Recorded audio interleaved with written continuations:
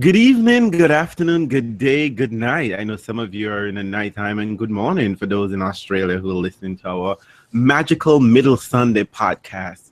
I don't know about you ladies, but I just love Wimbledon because there is a fucking Middle Sunday where I can recoup, get my life together, where I can do some laundry, do something, get on with regular life, because there is no actual tennis play at all. We just had to recover. Apparently Janina hates it. Because I have to work tomorrow. So, like, today was the day that I got to watch tennis all day that doesn't even exist. Did you play you catch had up? Yesterday? No. And also, we just got off from the French Open and we had to watch tennis 3 bloody Sundays. I am all excited that there is at least one Sunday. Fine. I don't go to church, but you know what? I can lay down in my bed a little late. I don't have to get up at some crazy hour. And I could do the gym, which I did not do today with y'all in here. But, I tell myself I'm going to go for a little run afterwards. So, but before I go any further, let me introduce my co-hostesses with the mostesses, these little witches. Well done. Witches. First, we have Andreen from Solely Tennis Travel, and she is traveling or has traveled. She's in jolly old England today. Hey, lady. I'm having a good time already. Woo, hi. Yes, we saw all those Instagram and all those Twitter pictures and all those What I did not see was a bag of chocolate saying, "This for reals." But you know what? Listen, I'm assuming we got one more week left, so I'm that. It'll all be taken care of very soon. Yes. So all of you English fans, break. who's talking to the peanut gallery? Who is talking to the peanut gallery right now? Sorry. Can I tell you though? I feel like Harry Potter is stalking me. So I went to a restaurant last night. I looked down, and right at my feet was this little card that said Harry Potter. Oh, I thought you were going to say it was a house elf down on the bottom. Like, oh, Jesus. It might have been. Finish your introductions. Stop this shit. You're so easily sidetracked. But before, of course, clearly, Janina is looking for attention right about now. Right. So let's introduce Give it to her. The foreign correspondent from Ohio, Janina. How are you today, lady? Great. I'm the Wicked Witch of the Midwest. Yes, bitch. I'm about to bring a house down on your motherfucker. Oh, yeah. Wand at the ready, bitches. And of course, the homosexual of the podcast in some red sparkly shoes, of course. This is your lovely wizard. Oh my God. Yes, this is real. So, ladies, we gotta check in with our draw, and let me apologize. Last week, when we did our live draw show, I was not feeling well. I was irritable as fuck. You know what? Whenever I'm ill, I just need to find a temporary man to take care of me. I do not do well when I'm by myself and I'm ill. But be that as it may, as I predicted, doing a little Sybil Trelawney, Stop petting. magical forecast. I just knew the ladies' draw was fucked up. I just knew that whatever we say was gonna be shit because these ladies gonna do whatever the fuck they wanted to do. And I'm telling you, I'm sure Bet 360 is right about now is in some kind of tailspin. They're like, what the fuck? Actually, I bet you not. If you look at the ladies' draw, it's all names you recognize. Is that right? But it's mostly names you did not see in the latter half of any tournament much for the past few months. This is what's great about it, though. You just start out new. I guess so. Nothing to get yourself new and fresh and not in jolly old England, right? And of course, on the men's side, we have the usual suspect going, and ain't not much we can say about that. And there's a fair bit of news. But before I go any further to this, let me check in to see what our lovely folks are on about on our YouTube chat and see who's present and who's not. Are you keeping? Yeah, I'm keeping score. Oh, Master Ace is here. Janina is there already. Master Ace is here to let us know Roger that has he a cold. Tony for Diva down fan. Why y'all up in Roger's business? Uh-oh. Tony's checking Maybe the really final. is sniffing. Hang on. Oh, I do not hang out with Dan Evans. Dan Evans does not like brown people. He does not. He does not do brown and black folk.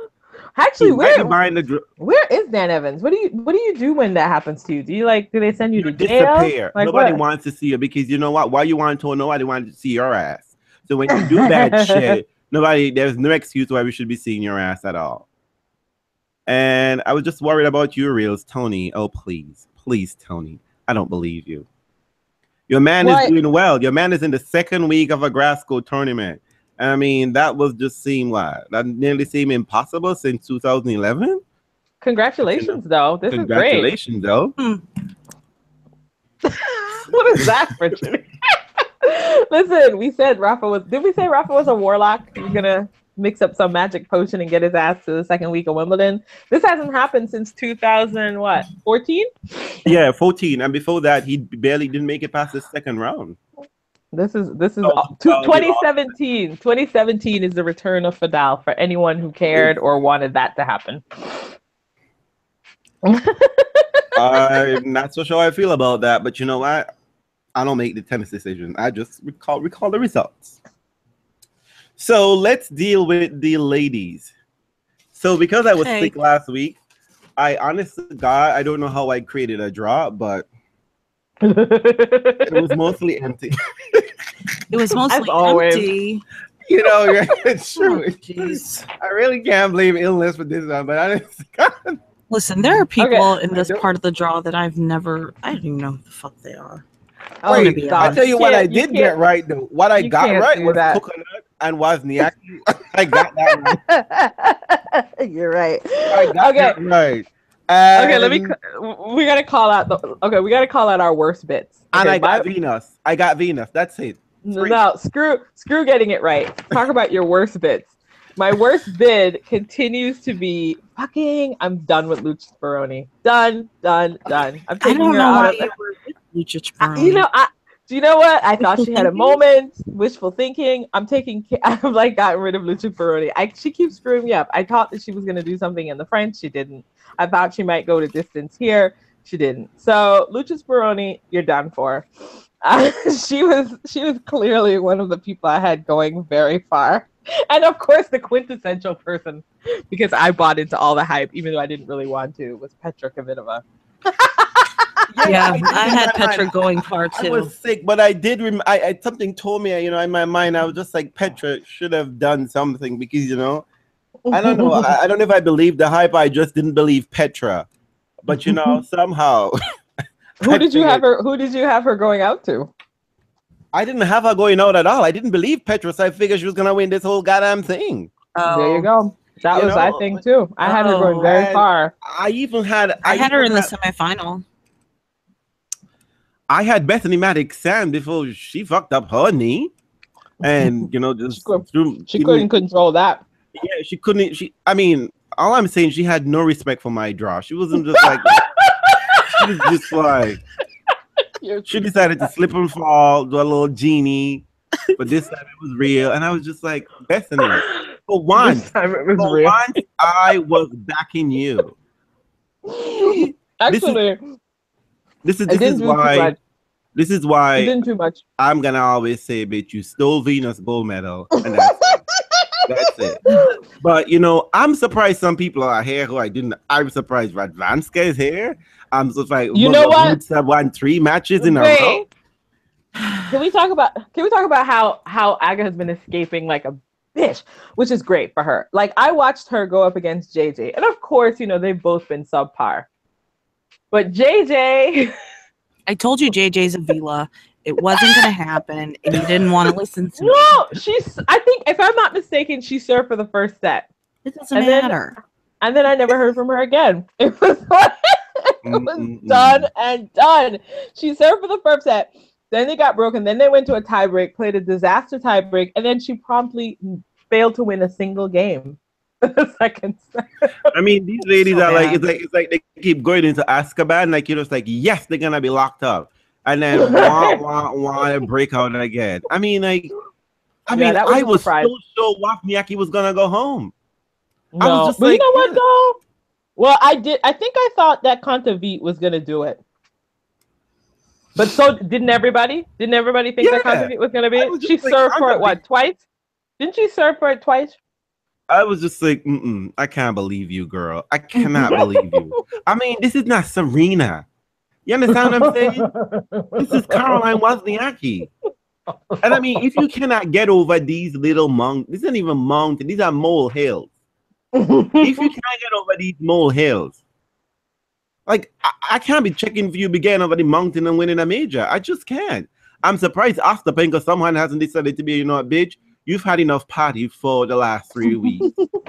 You need to go home and chill your ass out. Well, I'm surprised Amanda, Ostapenko is still surprised. listen, Amanda should have done that. But I mean, I was shocked that Amanda even had that much of a chance. Yeah. When I saw that she won the first set, But it was up a break in the second. I was like, "What? Is this possible?" Of course, it wasn't. yeah, you know, this is what, you know, you know what? The lady draw is playing like the men's draw. What do you mean? No, not at all. No, wait. I tell you what, they're playing like the men. Whereas, you know, struggle tennis is carrying me through. No, I don't think so. There are many men. There are many times in the men top half of the men's draw, in the top, not the top half. The top men are playing struggle tennis all week long, and no one will put them out of their misery. On the women's draw, usually you come out there with some struggle tennis, and someone will be like, you know what, you need to go home, and I'm gonna give you that wish. But these women, I mean, so many escape. I mean, Aga should have go home. I mean, I'm surprised if I even went home. I was surprised she didn't. I was just like, she going home because I thought, like, you know, struggle tennis was the name of the game so far. Kerber is still around. I don't even know Kerber is still here. I don't know Angie's here. Can I tell you though, the only thing I know about Magdalena Rybakova,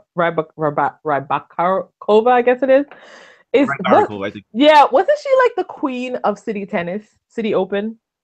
She used to always do well there. That was my only association with her. Well, I mean, I know she's a dangerous player, but I'm surprised. I was surprised I thought Tosarenko was gonna do something here. But you see what? Nah.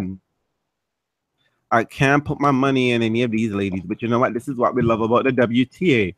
This is what we love about it. It's a wild ride. Always a wild card. They respect no ranking, no presence of mind. We don't care what you're there, but you know what?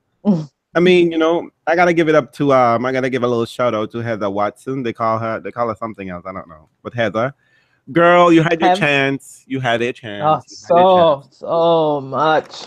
Girl, I don't know. Your third round seems to be your Achilles. But I don't know, girl. I mean, like you got the body. You are fit as fuck. Okay? Well, let nobody question your fitness level. But girl, we got all kind of questions about your tennis. We just have her forehand. Yeah, girl, that's a no hand. Let's not even call it full. You don't even. And you know what? Her forehand and her fighting spirit. Like, I mean, like she hustled to get back on break, you know, on serve. But it was just so painful to watch her allow Victoria Azarenka to get away with those pitiful serves. Oh. I mean, this is what we remember about Victoria, right? With those weak ass serves. But by the time she starts the point and she gets you into a rally, you've forgotten that her serve is not something you want to put. Right. You want to take to the bank. But if we're here checking for fighting spirits and whatever, you know, if it's about Moxie and whatnot, I mean, you gotta give it to Azarenka. Azarenka is there. Well, listen. I mean, in all honesty, let me not forget, you know, even though I was ill, I did remember I called out Cici Bellis in the Azarenka match, that Battle of the Blondes.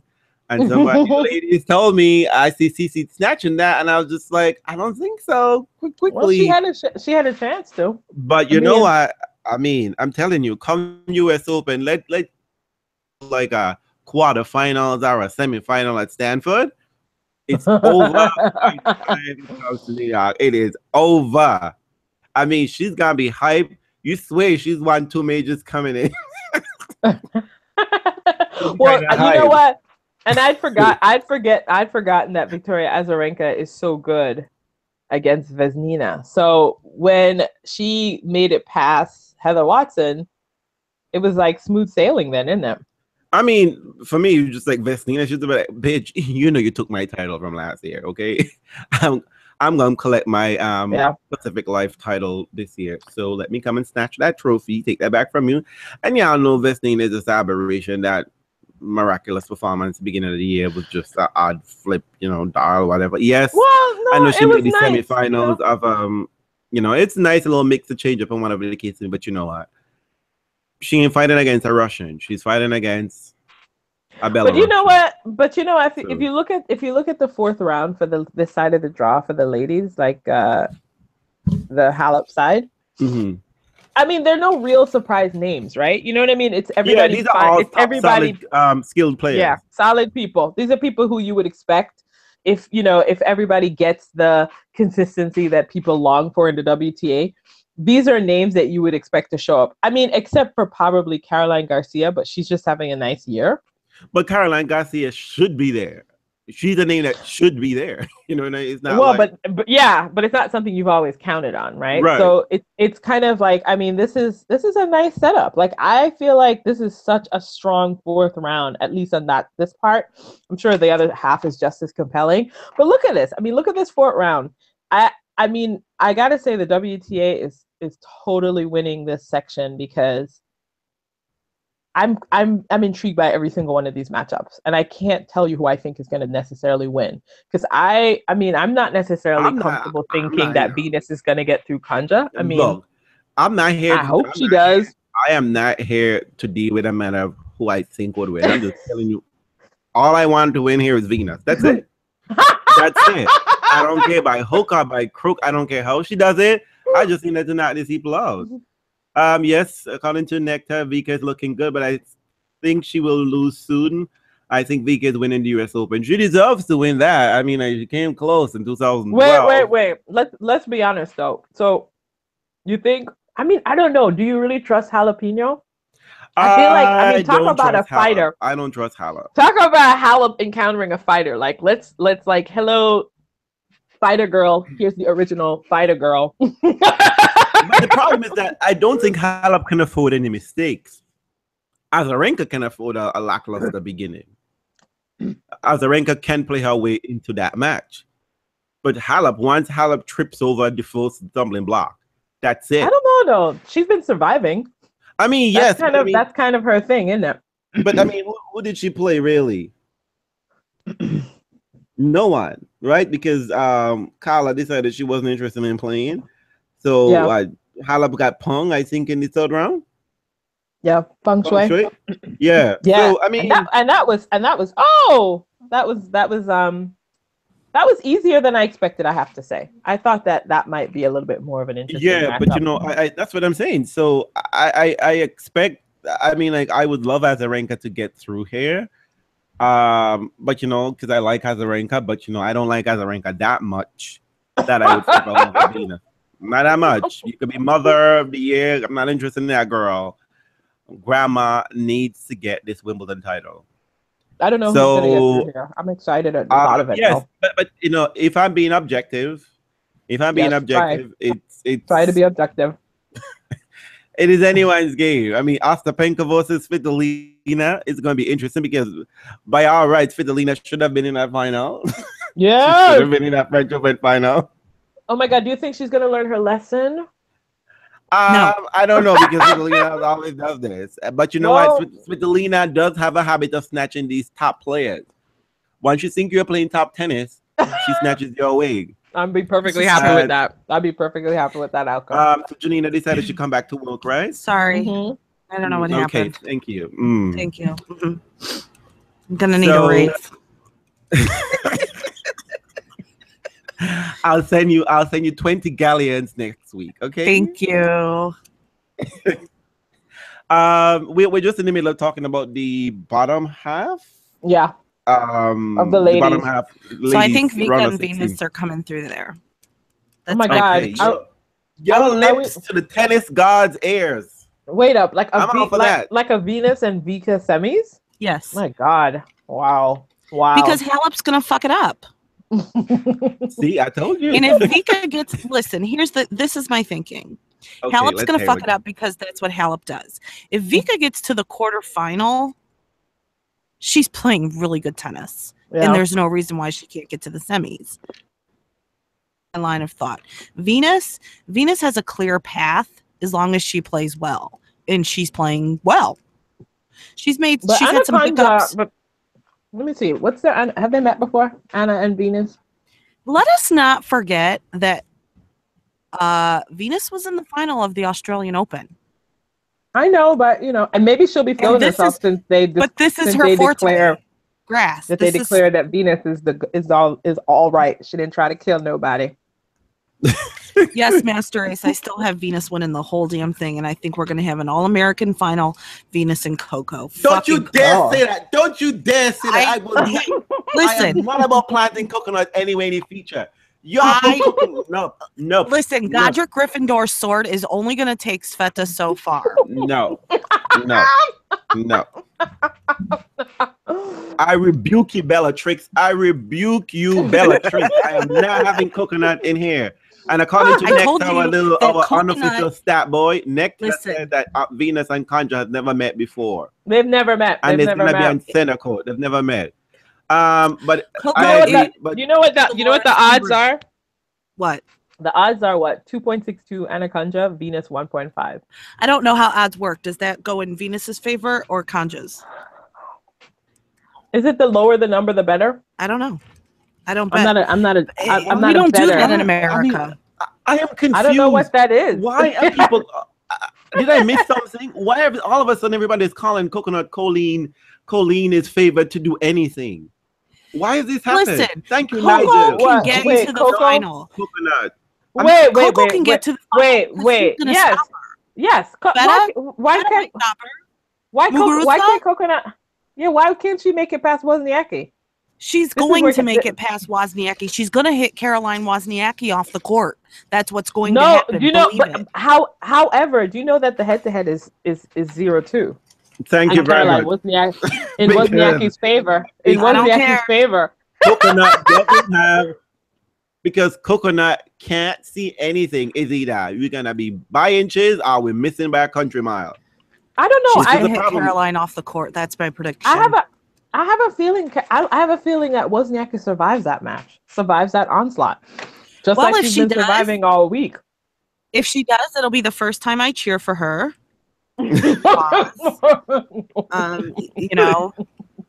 Corey says coconut will stop herself, but this is great. This is always a possibility. I don't know why coconut has the second best odds, because I am still what's the word I want to use? What's the word I want to use here? I am still miffed by that magazine cover. Coconut. I don't want to talk about that. Best Stop it. About grass. So yes. So for all things they had to pick somebody. I ain't about that. I'm not about that life. But I do think Caroline Wozniacki, Carol's gonna probably take that match, because Coconut makes too many errors, and Coconut doesn't like to run. She doesn't like to run. But she can run if she has to. She has, but she just likes to hit her way through. And it's not always gonna work because she misses a lot. Okay. Oh my God. Is that tomorrow? So yes. I think everything is tomorrow. Okay. I am surprised. Who did you? And Rybarikova. I don't know the Battle of the Winches. I don't know. Yeah, listen, it doesn't matter. Take it exactly. It doesn't matter. Who do you have coming? I think that. Who do you guys have coming through, Kerber or Muguruza? Oh God, the two disasters. Right. I know, right? I'm gonna go with the big disaster, Kerber. I'm gonna go with Muggs. I'm gonna go with Muggs. I'm going with Muggs because you know what? Muggs was pressed. She was pressed at the French Open, and she she thought that the French Open was going to be her deliverance, and she thought that was her gift to her. Like somebody willed the French Open to her, and she was gonna show up. They had no form and nothing. And I'm surprised that, the biggest surprise for me on the WTA tour right now is the fact that Samson still has a job. Manuel is crazy. Surprise. But you know the top half is a mess, and because it's a mess, then whatever her name is that starts with an R is coming through. Wait, let me ask a question. What makes the top half such a mess? Think about it. everyone that has made it to this part is exactly who you would expect to make it. Yeah, Well, except for that little Riba and Mattek. Yeah, except for the Mart, and that's just because of Bliss. Didn't feel like, I don't know, she couldn't move that day. That's, I mean but everybody.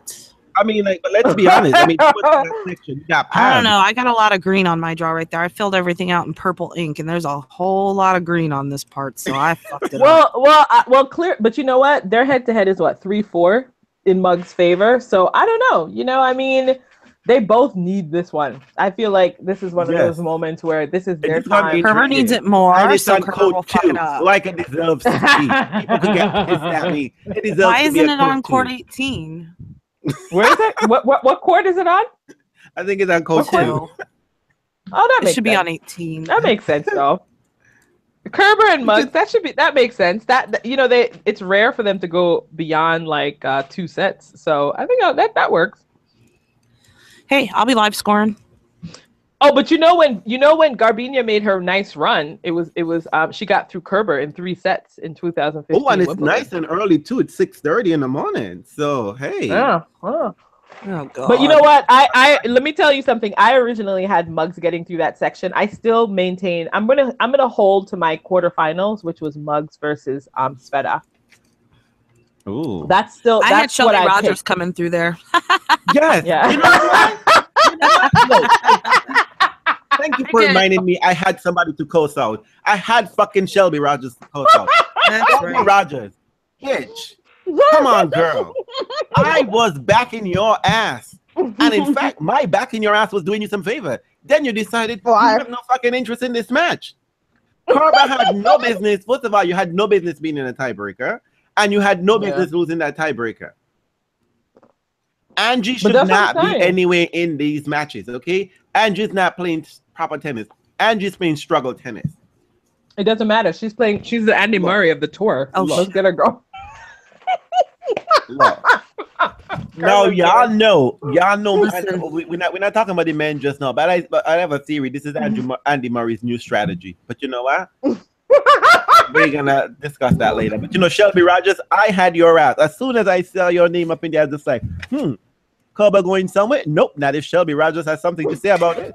But apparently, Shelby Rogers has another interest. You know what's so funny about it? So you fucked up, and Bethany decided she was gonna fuck up her knee, and then y'all know I got Kerber up in this section. Why? But you know what's so hilarious? What's hilarious to me is that you saw Shelby Rogers' name and decided to put your money in that bank. Shut up. I know. Shut up. I mean, I like Shelby, and I think she's great. But who's putting money on Shelby? There's always the big but. Hey, I was. No, I wasn't putting my money on Shelby. I was putting my money on the lack of Kerber. Big difference. I love. Oh, listen. It's not Ostapenko. Shelby choked. Shelby straight up choked, and we know it. Wait. Didn't Shelby also choke at Roland Garros? Yes. Wasn't she the one that was playing against Oh, she knocked out Halep. No, she knocked out Halep, I think, at the Australian Open. Yeah, but she was the one that choked against Kiki. Kiki Botanovic. Am I getting my blondes confused? It's probably Shelby. This is an Emma, right? Shelby, right? Just choke it. I mean, come on, Shelby. You see, this is why she's tired. You know, I didn't mind her. I didn't mind her choking to Kiki though. That was okay for me. I nodded up, but she took care about that. Tony said, "Oh yes, that match." Exactly. Yes. And there were 400 breaks at the end. and can we spare award for Timia Baczynski? No. Timia, girl. 6-0. See, this is why I'm gonna have to call out your Hungarian heritage, because not even Stan would do some shit like this. Stan would have retired. Stan would have pulled out of this match. Come on, Timia. I don't understand you people.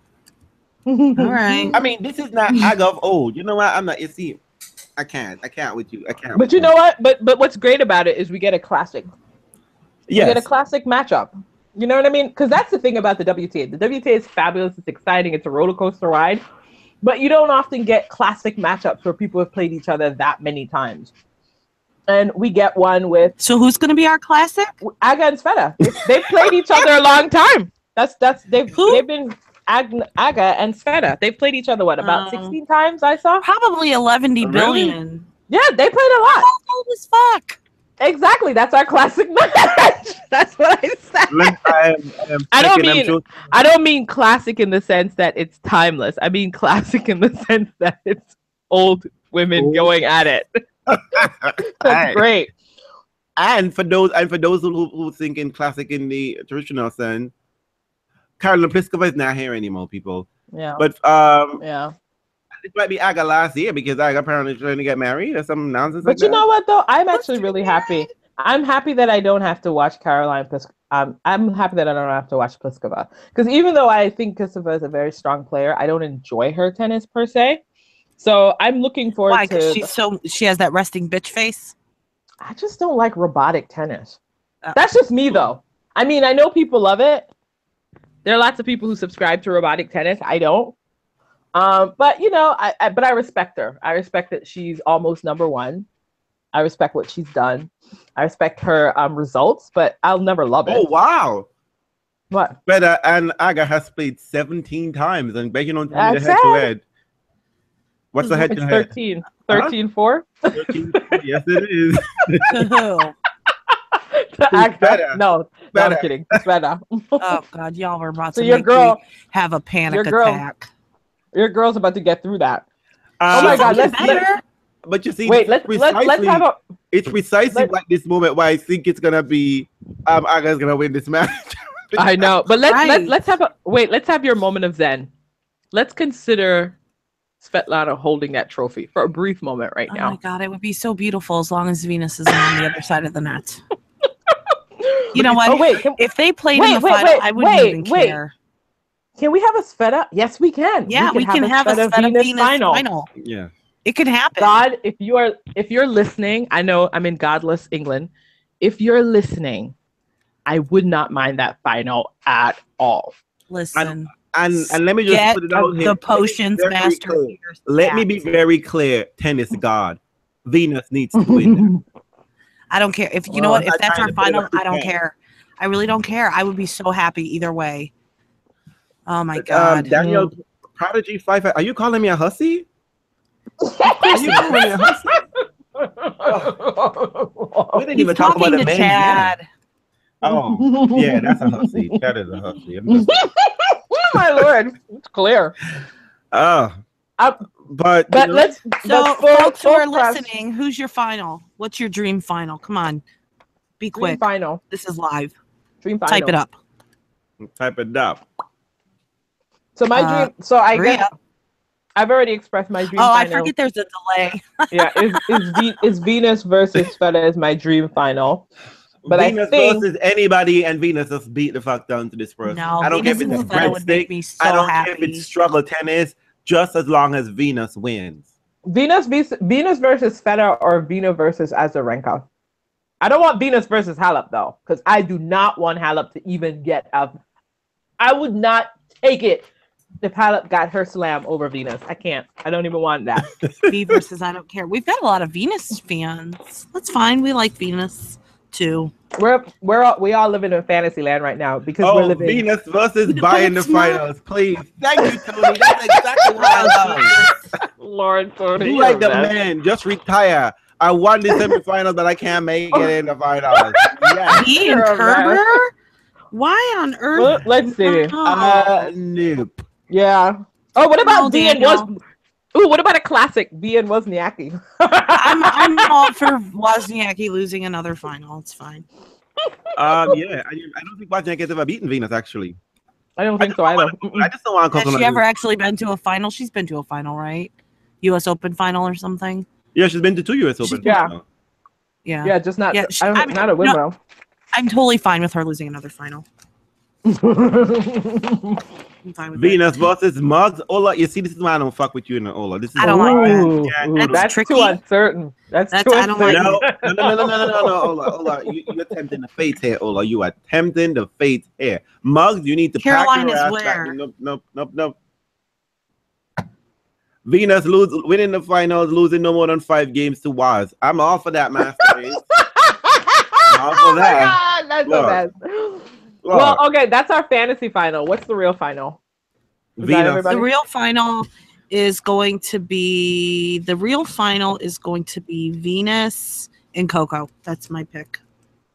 Okay, my real final. I hate to say it. I hate it with a passion. God, and you might be right. That's why I hate it even more. I'm about to say it. Go on, say it. Oh my Ostapenko. God. Vika, no. Coco. I'm gonna say that the final is gonna be Svitolina versus. Oh my God, Wozniacki. That's a horrible final. Andrine's got jet lag. Don't pay her any attention. What a horrible final that would be, though. Oh my God. You know it would be 3 sets. You have been confounded. Someone has you under the Imperious curse. Stop it. For sure. Call the Ministry of Magic. This is mess. No, mess. I'm looking at this. I'm looking at the outcome. I'm just looking at it. I think Svitolina gets past Ostapenko this time. I think she learns her lesson and manages that better. Ostapenko wasn't her problem. Is Halep and Muguruza? No, I know. I don't know. A possibility? Yeah, it's a possibility. It ain't gonna happen, but it's possible. I'm telling you. I mean, I'll be honest. I think it's probably gonna be Ostapenko versus whoever. Coco. Versus Coco. Huh. Or Ostapenko versus Muggs. Venus has too much. She's going to handle that situation better. Ostapenko's going to be worried that she's going to choke again, and Venus is going to crush her, like the little girl that she is. I don't know. She can be Bellatrix Lestrange for a match. Fuck yeah, get it. Okay, you know what though? As we've just pointed out, there are plenty of really interesting, and some less so. But there's some interesting possibilities in this like setup that's left.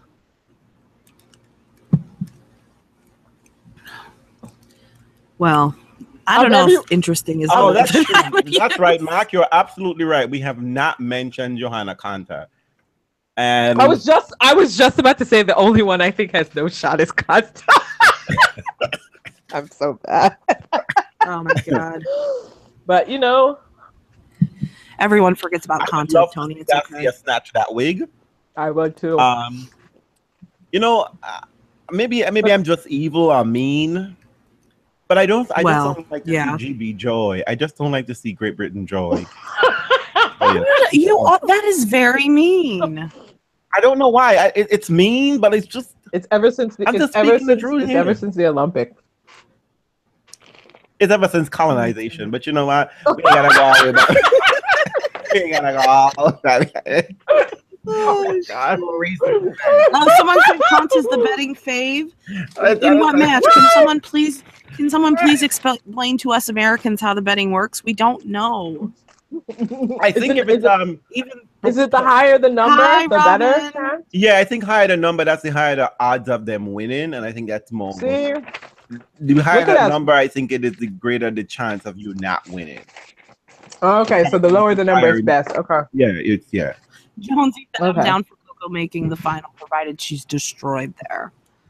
I mean, but you know what? We'd never hear the end of it if Coco makes the final. Never. Oh, good Jesus! What happens if we get a Konta Murray winner? Oh God, the dance is the worst thing ever. I tell you what, 2017 Wimbledon doesn't exist. Just freaking from memory. It's the French Open, then US Open, Wimbledon. 2017 just did not happen. It's a world in which Trump exists. Then Wimbledon just didn't exist. You know what? Though we can't keep mentally erasing all these slams. So we're gonna end up with two. Oh yes, we can. So yes, we can, and we will. The higher the number, the more. If you win, the more money you get. Oh. Konta plays Garcia. Daniel, Conta plays Garcia next. Yes. Well, it all depends on how good Garcia's dad is at giving her tips from the side. How is he gonna get that going? How is he get that cheating action? And I want Kim Kleisters to explain all the cheating that she sees. That should be a whole segment. What, Kim is talking about cheating? No, Kim is talking about people doing coaching on the sidelines. She tells you who's doing it and how they're doing it and what they're saying. Love it. Who's she doing this for? She did it for she says that who was getting coaching tips. She said Garcia was getting coaching tips and somebody else, Heather Watson. Did she say Heather was getting coaching tips? No, it was Victoria Azarenka. Commentary. Where is she at? Yeah, I would love that. Yeah, Victoria Azarenka, she says, was getting coaching tips, but Vika said she didn't see the tips. they might have been coming, but she wasn't seeing. She was in the zone. Yeah, she wasn't paying attention. That's funny. All right, let's talk about these sorry ass men. My thing is that if illegal coaching is going on, why isn't it something that's addressed after the fact? Or why don't people get fined for it? Because everybody fucking does it. Because if we can go find people for some shit they say in press conference, surely we can look at the tape and be like, she been getting coaching and that we can look back. Actually, that's a really good point. If you can demonstrate after the fact that illegal coaching was happening, why can't you get fined for that? Why can't your team get fined for that? Clearly you can't expect the umpire to catch all of that. But in fact, people do get fined even if the umpire didn't see that action taking place. Oh, wait. Tea time. What? Nectar says, did anyone hear about Georgie's dad supposedly coughing every time Yeah. And Keith said it happened when she played? I don't know what the cough. I don't know what the cough would mean though. That's a really horrible signal. Well, it could just be a distraction. Oh well, I mean that's so cheap though. It's just like that family. Listen, we know that they want the money and they'll pull out all the stops to get it. But my thing is that. But wait, let me just say. But if you're the player, if you're Madison Keys or you're Penko, just say, Mister, do you want a cough drop? If not, shut the fuck up. Uh-oh. I have a question. Done. I have a question. Why? What? I was watching Georgie play Madison Keys, and the thought occurred to me: why does Madison Keys have more sponsorship than Georgie does? I mean, if you look at them, I mean, okay, fine, Madison has gotten to better finals, but if you theoretically, why can't Georgie get herself somebody who can sell her better? She's very attractive. She plays wild tennis, and her outfits are worthy of copying at some point. And I was just looking at her going, like, why is her family struggling? Why haven't they gotten outside of the Italian circle and gotten her better money elsewhere? I don't get that. They have made the wrong choices in the beginning, I think, and they have a reputation. And that's a good reputation that I think make it matter. Madison Keys gets by, and plus she has Max Eisenberg as her agent. So, but that's what I mean. Like, why wouldn't Max look at Georgie and say, I could do something with that? I don't know. I looked at that and I was like, Camilla has more person. No, but Camilla has so much more personality and so much more engaging. I mean, she's still like she's still the number one ranked not ranked Italian. I mean, who is she? Is it her or Franny? Is it not Berta? Franny. Girl, Franny even have a proper number. Or Vinci. But I don't know. For a moment when I was looking at their match, I was thinking to myself, I don't understand why Camilla isn't making more money. Plus, Camilla doesn't. Apparently, some Nigel is saying that Camilla doesn't speak proper English. Or speak Someone said I hear she can't even play on public Italian courts. Yeah, so I think part of it is your reputation. It's weird. Reputation. Maya says she's on bad terms with Italian Tennis Federation, so she's down. But that's what I mean. Yeah, that's what I mean. So, somewhere they pissed somebody off, obviously. Yeah, somewhere they did. But for me, it's like it's separate from even the federation. Like, why wouldn't someone sell Georgie? I remember when Georgie was doing really, really well in the U.S. that summer, the U.S. Open. People couldn't get enough of her. There is something compelling about her. So I was just surprised that people haven't figured out how to market her and get her some money. I think they have to be very careful. I think one of the things is that Georgie and her daddy, this is just my theory here, Georgie and her daddy might want secret sponsorship because if everybody know that they're being sponsored, people debt She collectors stole are from gonna come who? collect the money. What are y'all talking about? She's a Yeah. thief. Well, I think the last. I mean, people put in money. I mean, I don't know if it happens in America, but I think maybe in it was like the European Tommy. side, Maybe it's like the Tommy Haas thing, where they invested and now you have to pay back. right? Exactly. I think that happens more often in Europe than I think it happens in America. But where people invest in you and expect payback, and I think Georgie didn't renege on a lot of those promises. Okay, it's just I just know that a lot of times it's more important for you to be hot and sexy as that. Trust me, Georgie Mama is trying everything that's supposed to be legal. I mean, those outfits are barely legal sometimes. So, but anyway, maybe she could get a Victoria's Secret sponsorship. I don't know. I just know that I think I could market Georgie. That's all I'm saying. Well, Georgie, call and drain. She won't pay you though. That's the problem. That's true. And ain't nobody working for free. All right. Free. She has a dodgy financial history. I get y'all. On to the men's. So, on to the men. So, who's the lurking Death Eater? Let me just say, let me put it out there, because reels always keep it real. I would be the first to admit that I figured Stanley was gonna win this shit. I was like, every year blew your jaw. Stanley collects a major, and he collects a different one. So this is Wimbledon's turn, and I'm happy because Roger's still in it.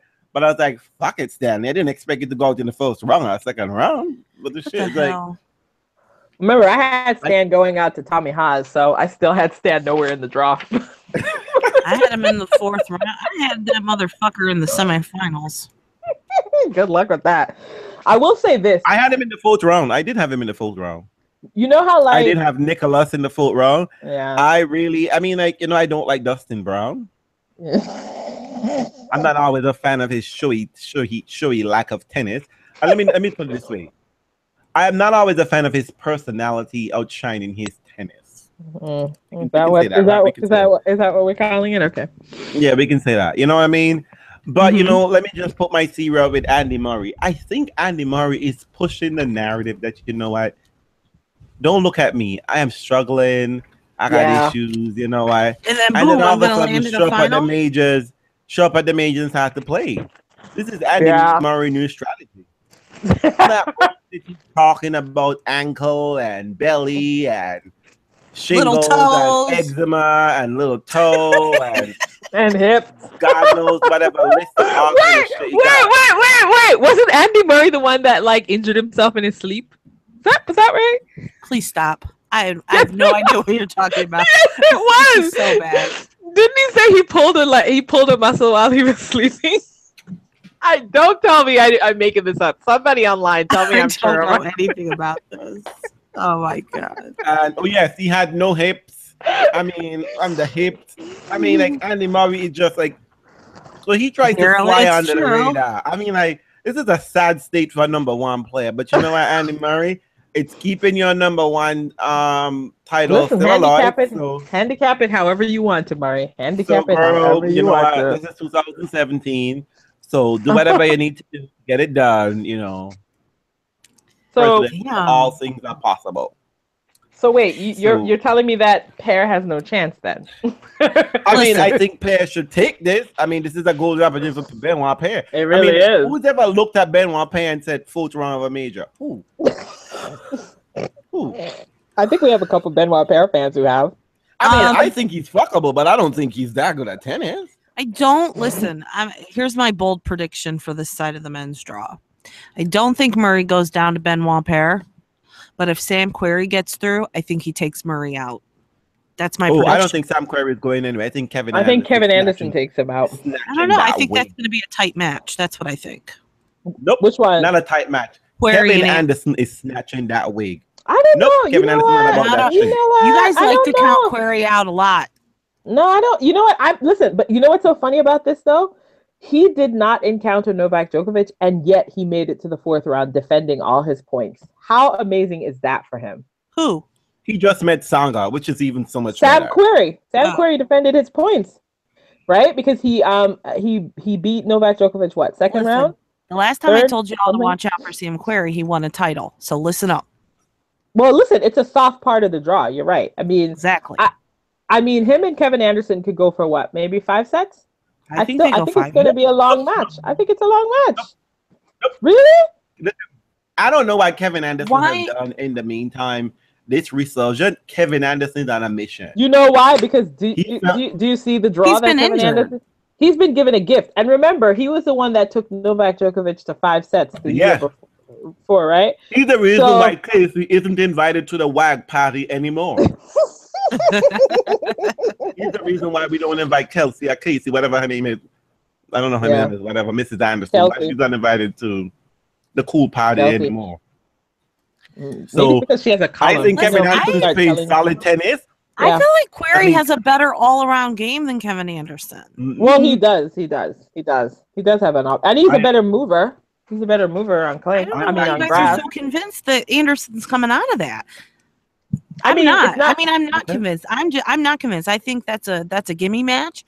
I really don't know who's going to come out. I think it's going to be tight, but I think that Query has a better chance against Murray than Anderson. That's where my head's at. Don't ask me why. That's just where it is. I can't. In my mind, I see Anderson winning this. So, does Jill Mueller get a set or no? Thank you, Nick. 3 games. Look. No, he's a better server than that. So at least I'm not saying anything about even here. Listen, let me put that out there. I am legit pissed that Rafa is even here. This motherfucker hasn't played right on grass in damn near 5 years. Where is this coming from? It's not grass.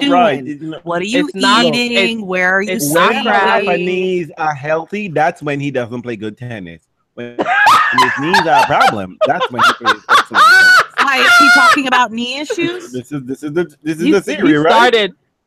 He started Wimbledon complaining about the knees. So that means he's gonna get to the final. Yep. I mean, I have been following Rafa's career for a very long time. And I'm gonna tell you, whenever Rafa complains about the knees not so right. Nope. That's when Rafa is in the finals. Oh, I'm so happy to be biting another trophy. Yeah. CC. No one is underestimating Mueller, Mark, but something's going on with Rafa. He's got a little extra juice. Going to, but the people that Rafa has been losing to at Wimbledon have been big servers. Yeah, so, but I don't. Except Steve Darcy. How is Rafa that was about that Steve Darcy lost? I took it. Well, no, but hey, he's serving well enough that people are not breaking him. So there you go. How's Rafa serving really well? I haven't seen Rafa at all yet, so I'm about to see him this week. I think. I think Jill Mueller maybe ekes out a set because you know what he does? He gets into a tiebreak and he wins the tiebreak. That's how Someone I feel just said that Mueller wins a set in a tiebreak. Yep, a set in a tiebreak. I don't see a repeat of let's Russell pause or any of that. We have one for sure Rafa fan here, Tony. And he says Rafa struggles versus big servers on grass, and he hasn't faced one yet. So what does that mean, Tony? Does Mueller get a set? Does Mueller get a win? What's your gut say? A set.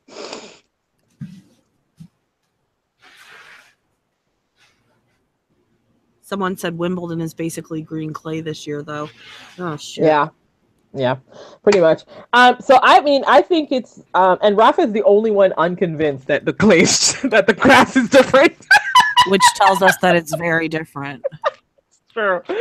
Everyone's like, this grass is weird. Rafa's like, it feels no different to me. I think that Nadal's gonna meet Cilic. Yeah, I think it's Cilic and Rafa. I had Cilic and Rafa to start, and I think it's still going to be Cilic and Rafa to start. Yeah, I didn't have that. I had Karen actually taking it all out. He didn't do it. Let's talk about the fact that Karen seems to have a problem with actually match planning and sussing out the competition. Like, does he just go out there and be like, let me just see how I'm going to hit the ball? I think Karen seems to be interested in social media tennis. He seems to be a social media champion. He likes to talk and whatever. Yes, Karen, girl, we're not interested in that bullshit. When you come out here, you need to play some goddamn tennis except against Roger Federer. In fact, I see you went hard after Roger. This is why I can't be standing here, little young bucks, Yeah, motherfuckers are just slow. When y'all see Roger across the net, y'all going real hard.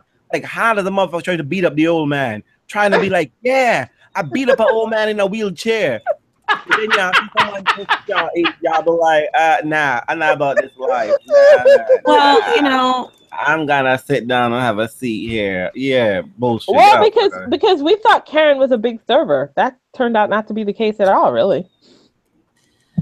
I guess. Like you said, I mean, what about fucking really Nishikori? What about fucking K? Again, he but fails. But that's grass. I mean, I expected that. We expected and that. That's K. That's K, right? I expected it because it's K, but he didn't really. You see, that's your first problem. That's your first problem right there. You expected something from K. And that's I expected nothing because it's K. I said that wrong. I'm sorry. Okay, that's what you should have said. Okay. But when I saw that, Stahovsky got a set off of K, I thought, it's grass. I didn't expect anything Sergey plays from K. well on grass. But when he came out of that, I thought maybe that would light a fire under his ass. No. I'm surprised he even got out of that match because he almost took that match. You know what? It was tight. I was scoreboarding and it was tight. K's having a dodgy year. He's having a dodgy career. Let's call it what it is. Thank you very much. I'm about to say, K wait. You know what's so funny about y'all? K's like Burditch to you. K is consistently in the top 8 for the last couple years. So he's not having a dodgy year.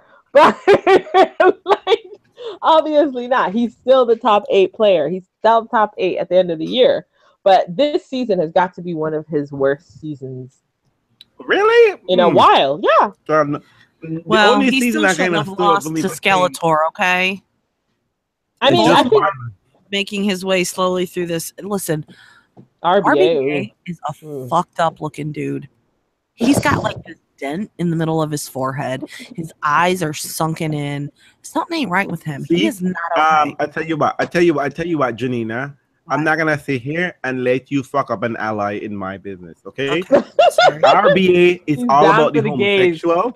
He's down for the gays. The only one on the ATP, and you're gonna have to put pause on the little hateration and take that shit to Green Gods and put that in a vault and never ever take that shit out.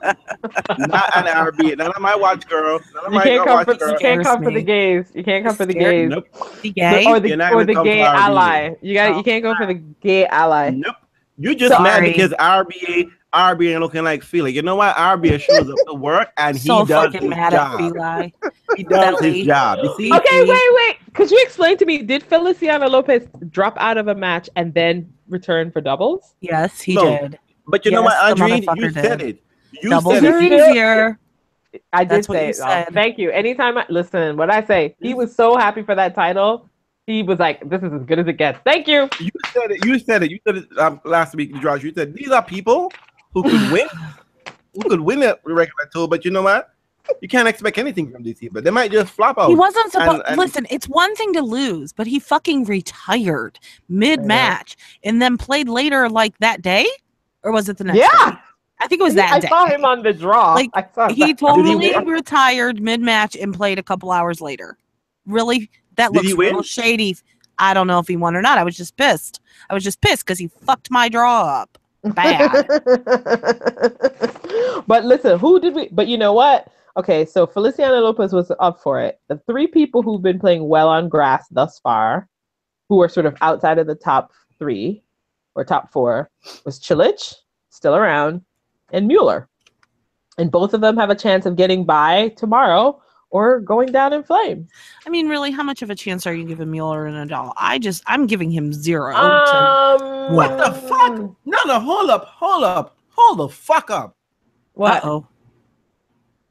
What? What?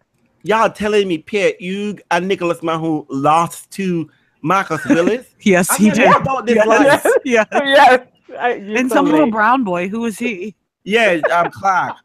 I was about to say, God, can't you not let that boy win on Marcus Willis? But it's not possible. But you know what? So I gotta go for Team Brown. I gotta go with Clark and just say yes. But Pierre, you lost that match. God damn it. Sad. But anyway, so I mean, I don't know if I get. Listen, it's week 2. Rafa's usually, when he gets to week 2, that's a different kind of animal. So and it's not a gorilla. Anywho, so I mean, I don't know, Do I care? I don't You know care. what? I'm gonna check. I am scores. still waiting for somebody to show me where the What? term gorilla tennis has ever been used. Can we not go down this road, please? Please. You know We what? all know better. Somebody who's a very good friend of Andy Roddick tweeted that quote, gorilla tennis, when he was watching Venus. As I don't know whether it was a joke or whether to say that we misunderstood the whole thing, but that's all I gotta say.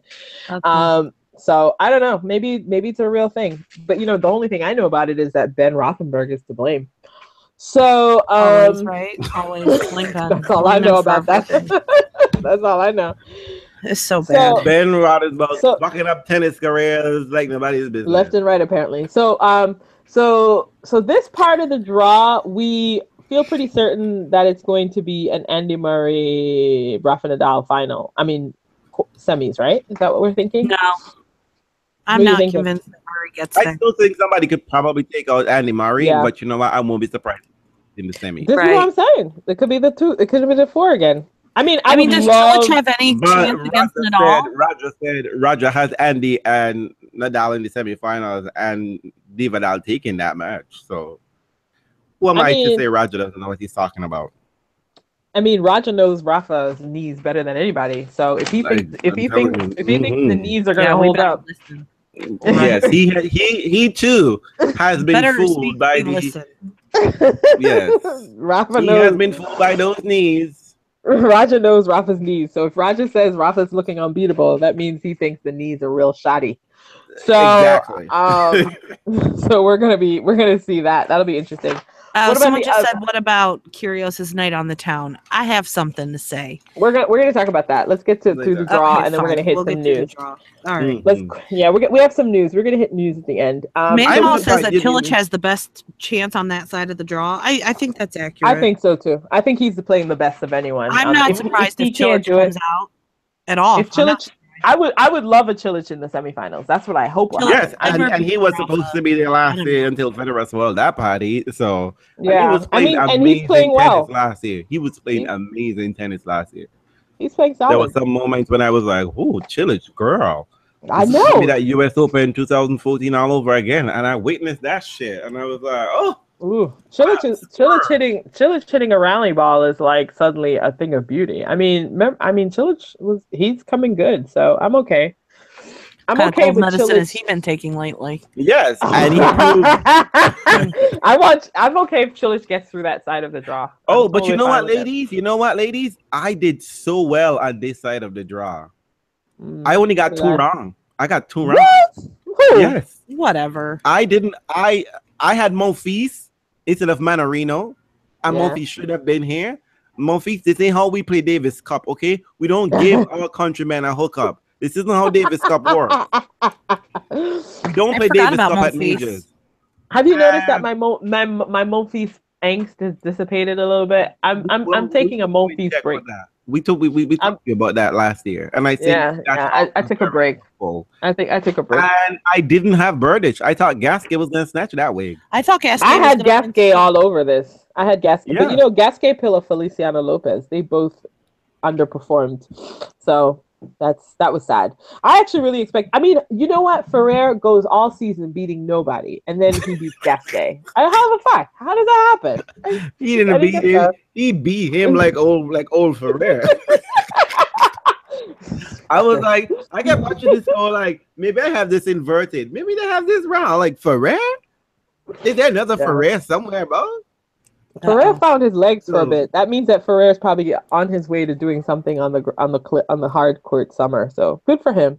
That was a nice little run. Look, I know you're saying that Zverev and Raonic is a snowfest. Milos Raonic has embraced his bow down. He has embraced that he is a fucking snuffleupagus. He don't give two shit. He's a goblin. He to be excited. He just trying to work his way through. And let's us not forget that Milos Raonic is going through where all of his former coaches are now coaching major winners. So he needs to get his shit together. He got something to prove here. I don't think Zverev is gonna let him prove that point here today, but you know. Wait, who you guys picking to get through that match? I mean, Zverev. I feel like Raonic is so solid. He's defending solid. He's solid, but I mean, like, I think final Costa- point. He's solid, but he's about to come up against a player who has an all-court game, and it's gonna fuck with him. And the crowd is not gonna be back in Raonic. Okay, but let's talk about this honestly. This is the first time that Alex has made the second week of a final of a slam. Really? Yes. He's never gotten this far. He's young and cocky. He's young and cocky, but Milos has got the experience. I'm thinking Milos gets through this match. I really do. No, I don't think so. Once he clears his mind up this notion that his dad is the best tennis, I mean, he will be definitely all right. Hey, okay. Federer's team says that Zverev wins. Federer says Milos wins. And Federer's played both. I think Raonic wins too. I just think the experience is going to factor in. I mean, Zverev lost. I think Verdasco. Listen, you guys, if Zverev doesn't have confidence in his father, who will leave him alone? He loves his daddy. I'm not against that. I'm just simply saying, Zverev, you gotta show us receipt. You can tell your dad he's the best daddy in the entire world, but you can't tell us he's the best daddy. I mean, like he can't even be Capriati daddy. Okay. Oh, so how tight is this Federer Grigor match? Not tight. Not tight. You really don't think so? I mean, you don't think we have a... I mean, I can be unbiased. I love Federer, but I'm telling you, Federer's playing some really good ball. He's playing excellent ball. Really good. He's coming to the net. We might get 3 tie breaks. He's making some stupid errors, but... Nope, no tie break here. No tie break. No tie breaks? You don't think 4 sets? No. Okay. Federer knows that if he wants to win, he has to be quick. Grego could go hard against somebody like Vidal because Vidal is gonna give him a same type of a ball, but Federer is gonna mix it up too much with Zverev. You remember Grigor beat Andy Murray that year. That's Andy Murray. Please don't put Andy Murray in the same sentence. Not the same thing. That's Federer. All right, I'm counting on y'all for that. Federer don't roll up into a major and say my hip, my back, my brain, my head, my eye, my toe, my hangnail, my eczema. And my crack. Exactly. Oh my God, Robin said unless Fed plays better, Dimitrov takes it? Are you kidding me? Federer is playing great. What do you want him to do? Give his opponent. Ola says 6-4, 6-2, 6-2. Let's move on. Thank you, Ola. I'm kind of thinking it might be something like that. It's not. At the beginning. What are the chances that Tomas Berdych goes, holy shit, I'm in the 4th round. Let me remember how to play tennis.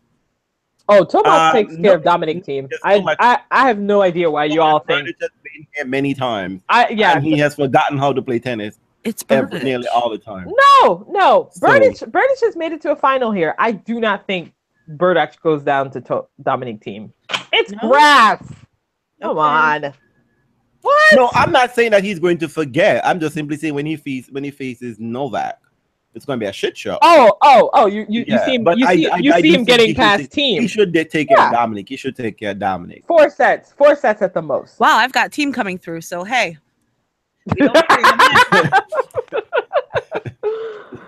I'm all for the bottom half of those bodies, though. Hot damn. But let's talk about for a brief spell how Novak Djokovic has decided that he's awake for a moment now. He hasn't fucking played anyone. He's not awake. He hasn't had any time. Until he's on. Even if Martin had taken him to 5 sets, Martin was not gonna get over that hump. He doesn't matter. He looks like he's mentally engaged. Although he has had the easiest walk in the park you will ever give somebody. I mean, who I'm surprised decided he wanted to play tennis wasn't Novak Djokovic, was Ernest Gomez. I'm surprised he wanted to play tennis this week. Listen, Gomez got lucky. Del Potro just showed up for the shits and giggles. What was that mess? Oh, shits and giggles was what it is. Yeah, that was disappointing. And essentially ruined that entire section of the draw. Because that's Dominic team through to take out Nolan Grass. What y'all talking about? That ain't happening political, right? No. Actually, wait. Suddenly, I hope y'all. Suddenly, there's nothing. Listen, suddenly there's nothing to stop Novak from getting all the way to that semi. Look at that. Yeah, exactly. That draw is so cake because even if it's team or Berdych, he gets through that. That's so easy. Look at all the work is being done by the top part of this quarter of this half. Yeah, I mean, the hard work is gonna beat it. My problem for this is that will Federer be fit even if he gets to the semifinal? Yes. He's he's doing the hardest work. He's doing the heavy lifting in this section. From now on, it's gonna be really heavy. I mean, I know everyone think that the men's draw is kind of a snooze fest. Don't know why, but I mean, these are some solid matches coming up here. I mean, I think it's a snooze fest for people who don't like men's tennis. I'll be honest. I'm simply saying that tomorrow, if you have a ticket to go to Wimbledon tomorrow, you're in for a lot of good matches. I don't know. I think they'll be interesting. I don't know if they'd be great. Like I think we never talk about great tennis, but they'll be interesting. Intrigue. They'll be interesting. Yeah, they'll be interesting. Manuel. What did Manuel say? Semi. British take out Nole. What? It ain't. I know which. I don't know. The last time I'm remembering a match, and I don't even know where it was. Berdych and Novak, and Berdych played him really hard. Really hard and really tight. You mean when Berdych got bagel in China? He did play him hard after winning no games in China. Which one was that? Was that World Tour Final? Someplace. I don't know. Paris? I don't remember. I don't know. I mean, Berdych has a real difficult time beating Novak, though. So it's real hard. I mean, this draw basically opened up for Novak. I mean, the only one I thought might be problematic at the start was I think we all thought that maybe if Feliciano Lopez was playing well, he might give Novak a problem, but he really basically punked out. And so Novak's had a nice cakewalk to this final, or at least to the semis. I mean, it's just the kind of thing he would have wanted, right? Because he was struggling so much, and look at that. I mean, There's nobody here. I can't imagine. He can get to the semis. That's fine. And I want Federer to rip him to shreds. I don't know, though. Novak usually likes to get excited. All I'm just concerned about, if Federer wins, beat Novak, that we don't pretend that this is the victory. Remember when he dismantled Andy Murray and we were all excited in 2015, I think it was, and then he just got exhausted when he comes to the finals? Nope, not in fire for that. I am all here. Listen, Federer and Novak is usually great tennis, and I'm here for it. I mean, they do play good tennis. I don't see any reason why Federer doesn't win. Zero. And Federer is likely to beat him in the semis. That's when he does it. He doesn't beat him in finals. That's for sure. But Andre's Magic. Andre's Magic is illegal in tennis. I hope you know that. Has been on a nice gluten-free cakewalk. Oh, there's no. You know what's so funny about it? Novak hasn't been tested, and I don't know. I don't know. I mean, let us know. What is this? Frank. Let us. I don't understand. Nole has got his passion back. No, he said that. I don't buy it. I think it's thin. No. It's thin. It's not there yet. Oh, he said, yeah. No. I'm not buying that. I think the draw has helped him, but I don't think that there's a change Novak yet. I just think he hasn't had any competition.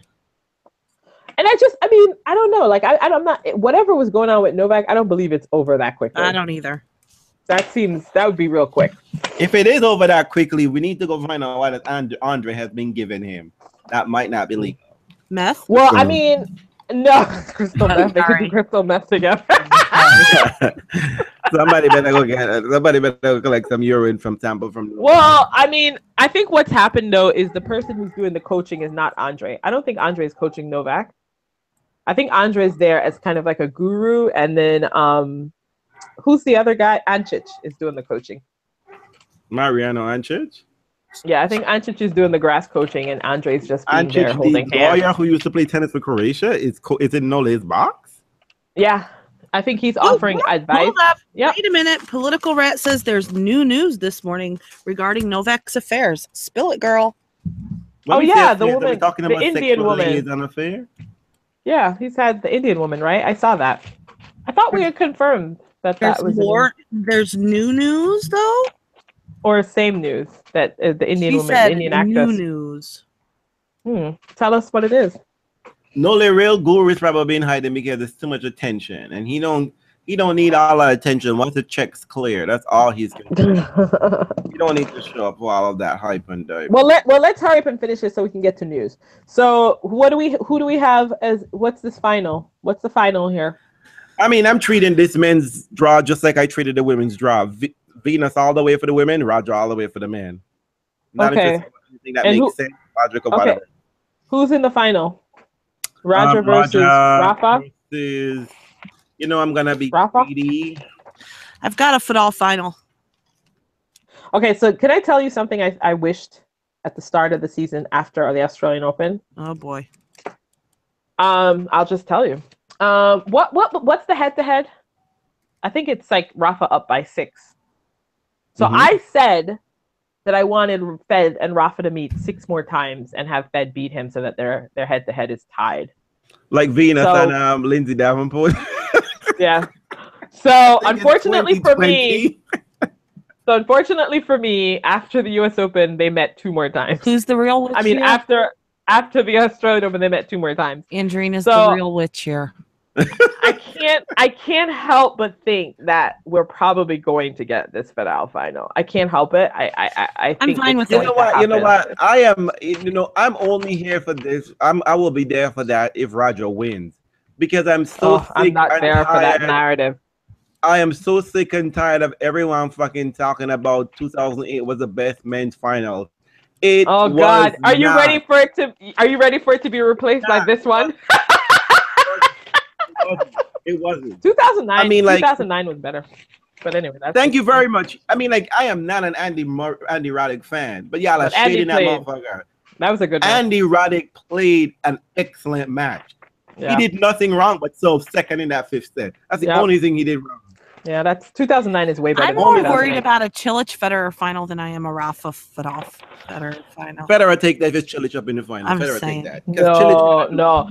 Let me tell you something. Can I tell you? I sat in that stand in the U.S. Open and watched Cilic take down Fed. That was brutal. Fed had no answers that day. I mean, it was probably because he had to fight for that long ass match with Monfils, but it was crazy. It was crazy.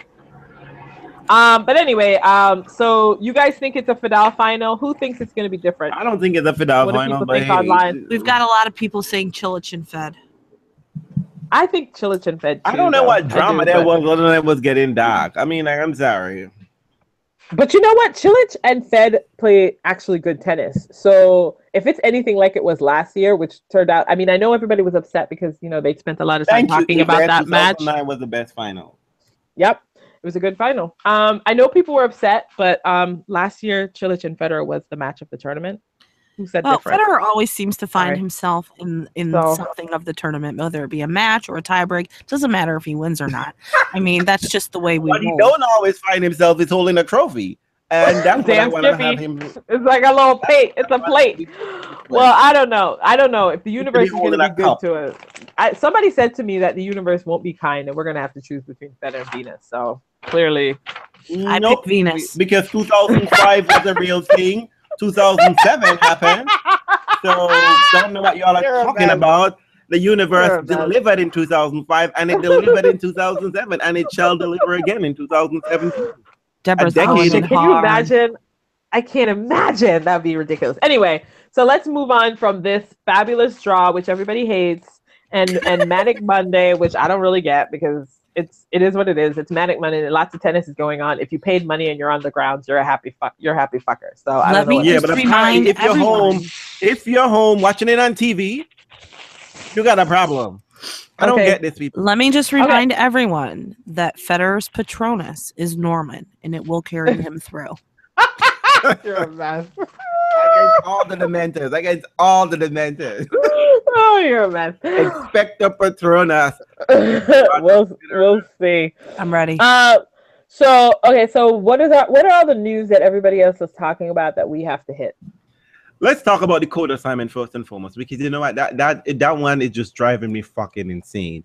It is driving me insane. What are people upset about, really? Because I don't get upset about court assignment. People are upset that Federer has not been off of center. That's a problem for some people. People are upset that Venus hasn't been on center. You know what? Suck it up, Buttercup. It's a fucking court. Get over it. And Andrine has explained it to us before. When a player with the stature of Andy Murray, Novak Djokovic, Roger Federer, Venus Williams, Serena Williams, when one of those players are taken off center court and put on a so-called smaller court, it is a treat for fans. It is a treat. Who have paid and shown up at the tournament. You're that home distinction must watching be made. on TV, and it doesn't matter what court the camera's on. You've still got a camera. Get over it. Thank you very much. Just stop it. Y'all need to, I mean, that is, I don't understand the logic behind it. Because first of all, y'all know Wimbledon has a very archaic system of ticket distribution and yada, yada, yada. Look, the market forces, I don't understand you people. Y'all people can't deal with economics one bit and then get rid of it the next minute, okay? Roger Federer is the biggest thing in tennis. He just is. He is. There's no doubt about it. I may not like it, you may not like him, etc., but he just is. He pulls in more money than Serena, more money than Maria, more money than Roger, more money than Rafa, more money than Novak. He's not gonna go on fucking court 18. He's not. People are paying, you gotta pay one ticket price to go in on center court. And Roger is gonna be on center court. It don't mean anything other than this is the, no matter if he's number 6 or number 12, he's just the person that brings in all the money. And if this tournament wants to run another thing and you know that everybody loves money, they're gonna put him in center court. Every single Andy Murray's time. not gonna go on court number 2 because he is the He's British favorite. Every It's the time. way it is. Deal with it. Well, And and to be the honest- other thing is, Angie Koba hasn't been doing shit for the year, but should even be on center court. And I well, think the other question, anyway. I think the other question too is also about the I guess at some point in time, Wimbledon is a membership, right? And they suss out who people want to see. And I guess really at the end of the day, they have decided that nobody wants to see women on center court. Is that what that is about? Because also the question is how many matches. Are you guys okay with 2-to-1 men's matches every time? Who cares? Who fucking cares? I don't care. Well, I mean, they do. I mean, I think people care about. Let me just think about. Wait, let me just think about it. Listen, I mean, nobody should use that as like a standard or anything. But the question is like, I don't remember, how is it done at the U.S. Open? They flip it back and forth. Yes. No. What they flip back and forth is whether the women's match start the evening session or the men's match. Well, that's the other thing, right? The U.S. Open does multiple sessions, so you end up not worrying. Wimbledon is the only number. one who doesn't have multiple sessions. A single session. French Open doesn't either. French Open doesn't have it, but French Open plays all the way through, and it's clay. It doesn't matter. And but then grass is quite different. And does clay actually people always make a lot of steam and a lot of fuss at Wimbledon specifically, but I don't remember if Roland Garros does the 2-for-1 as well. No, Roland Garros has more than 3 matches per day on the center court, on the show court. On the show court. Okay, yeah, well that makes it like that 4 harder. matches. And it's because 2 and 2. Clay. Yeah, so it doesn't matter. 2 and 2, but it doesn't matter because it's clay. But I mean, the question is, becomes an issue. No, but if you're saving grass, I guess this is the question, right? If you're saving grass, you would go 2-on-1 for women, right? Because they're going to play the shorter match. They should play the shorter match. But the reality is, and this is knock on wood, boom, boom, boom, boom, boom, boom, boom, boom. We live in a world where it's a white man's world. Let me just whisper that to everyone. It's a white man's world. It's a white man's world. I'm just letting y'all know. I know it's a shock. But it's a white man's world. I'm pretty certain. I'm almost certain that the people who run the championships are white dudes. Yep. I'm pretty certain the people who are membership there are white dudes. I'm pretty certain that they really want to watch white dudes. I'm not to say that that's acceptable, but just like we had to accept that Sharapova made more money than Serena for quite some time, you might have to accept that people are willing to pay more money to see men than they are to pay to see women. That's just how it is. We can try to change it. Well, I mean, you can protest it. The other thing, but that's really what it is, right? I mean, it's only 3 matches. It's 3 matches per day on court 1 and court 2. They start later on. They don't start at 6:30. Well, 6:30 my time, which I think is 11:30 your time in London. It starts. They start at 1:30. Yeah, they start. They could start early and have 2 and 2, but they've chosen to not do that. I don't know. They chose not to do that because I think in the end, I mean, the court has to last all 14 days, right? It's one of the few courts that will be played for every single day they have the tournament. 13 days, sorry. So I And mean, but it all collapses into center court by second week, right, right? exactly. And let's be honest here. Australian Open made it very clear. We are dealing with market forces here. No, we know the market forces always somehow skew towards the white male in the end anyway. But let's be honest. Would people pay top dollars to see let's see, Kerber. Oscar Penka versus Sidolina as opposed to Raja versus Dimitrov? They will pay money for Dimitrov because most of the time WTA has already made it, has watered down that narrative, and the WTA don't even do well to market themselves anyway. So the market forces will favor the men. But you see, my problem with this whole argument isn't even market forces or any of that nonsense. My problem is people, because the complaining is coming not from fans, not from people who are on the fucking tournament grounds and be like, I don't know why the fuck I paid for center court tickets and I'm watching some fuddy-duddy matches. I don't hear those people complaining. What I'm hearing is people who are home watching on their TV screens. And Monday morning quarterbacks. Affect the matches where the match is being played because you get to see it. In fact, you get to see replay, and the people on court don't get to see replay. So I don't understand this argument. I don't understand why you are complaining so much. There are bigger things to be arguing about. Nobody's talking about the quality of the grass. More people seem to be slipping on the grass, don't seem to be playing. Nobody's talking about court speed. Y'all talking about players who playing on whatever? The players are not complaining. I think that's really the difference too. It's not a big issue. It's not a big issue. And you know, for the fans, it's not an issue. They're having a good time. You remember last year, Venus played on court 18, I think it was, and it was an amazing match. It was an amazing atmosphere. Everybody there was cheering for Venus Williams. Everybody. I mean, I think court assignment is a reporter's problem. It's not a fan problem. Because they gotta walk? No. I'm just saying that in general, because people think court assignments reflect something extra, something other, and that's a narrative that's been created by anyone else. But to be honest, the biggest problem we have when I go to the US Open is that we don't get the big players off of Ash. Ash is a horrible stadium, but we'll never get Venus. Well, sometimes we'll get Venus, but only doubles. We'll never get well-known players on the smaller courts. It just doesn't happen on their court too. There. The US Open can sell 2 tickets there. It's just different. So unfortunately my take too, because Venus, they don't play anywhere outside of Margaret Court or Rod Laver. Because you pay for that. Yeah. Sell 2 tickets. So unfortunately, it's just the way that it's unfortunate. No, but you know what? I will say that I do think that people have to keep in mind that when you are a person that goes to tennis tournaments, court assignments is not your biggest thing, because most of the time you want them to show up on the court that you can afford.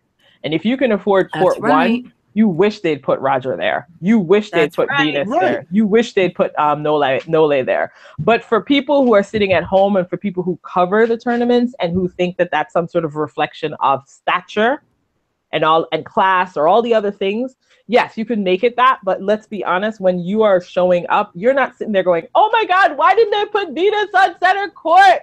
Because you can't afford center court. Exactly.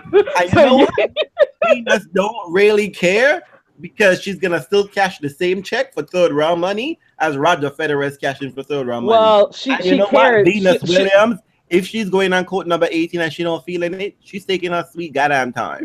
And they would know not to put Venus on court number 18 ever again. She'll care when people tell her that putting the assigned court means that she doesn't have any value. That's when she'll care. But that's a narrative that I think is kind of an interesting one. I mean, listen, people can go with it. I don't get offended by it, but I'm always quiet because I'm always like, please put her on court 1 because that's what I can afford. But that's just how it is. Because if I'm going, that's what I want to have happen. So it's different. It's different for everyone. I can't get too. And if it's 3 matches, people, it gotta be 2 women or 2 men, and 1 person's gonna be 1. Okay, it's just the way it is. And so I don't know. Basically, what they want is next year make it 2 women and 1 man. And you know what?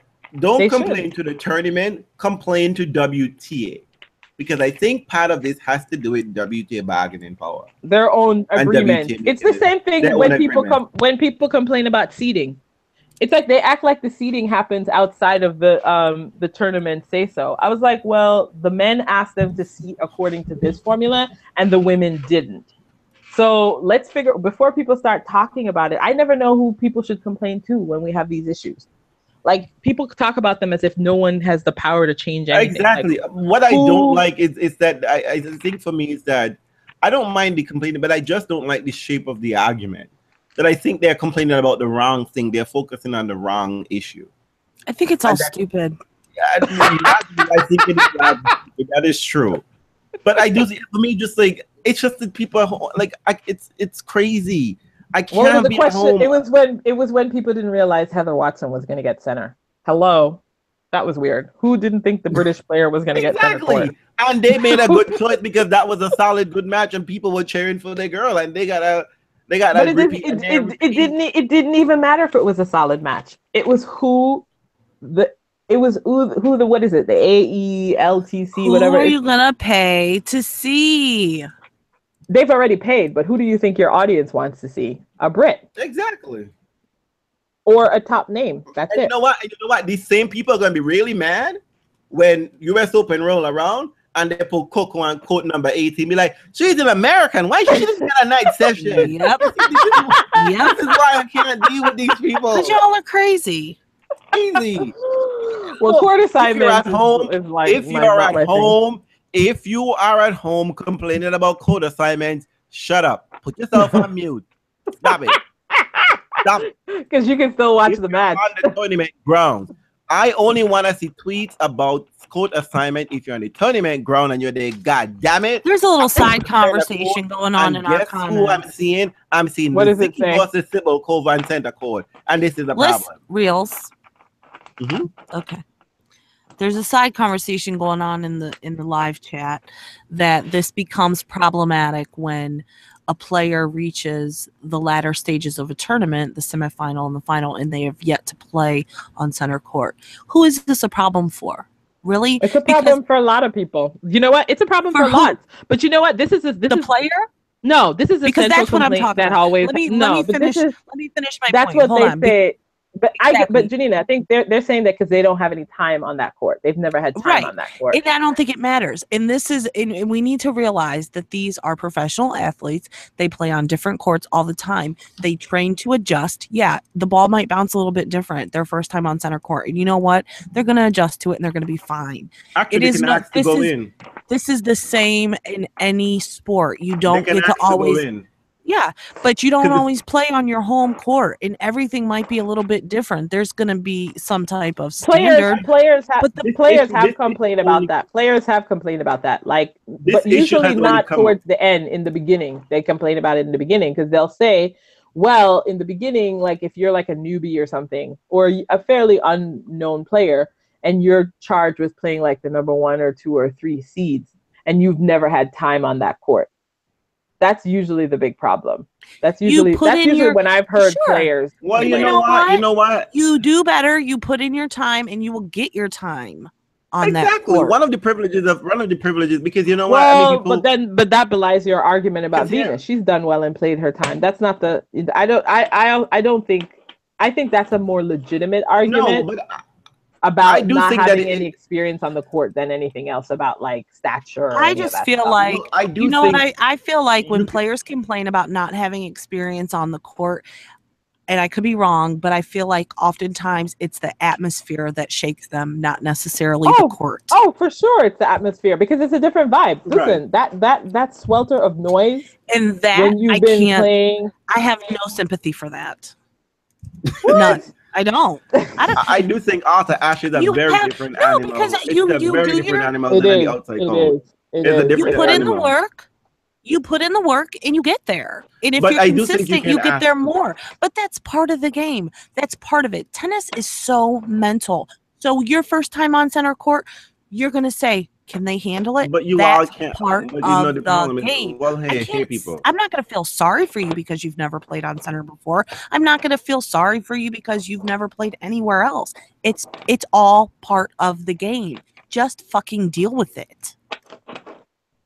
And the other thing too, I would have to say is, you're right. It's part of it. But you can ask to play if you're concerned about the court condition itself. You can ask the tournament director to go practice on it. I think the most recent example where this has happened has been David Nalbandian.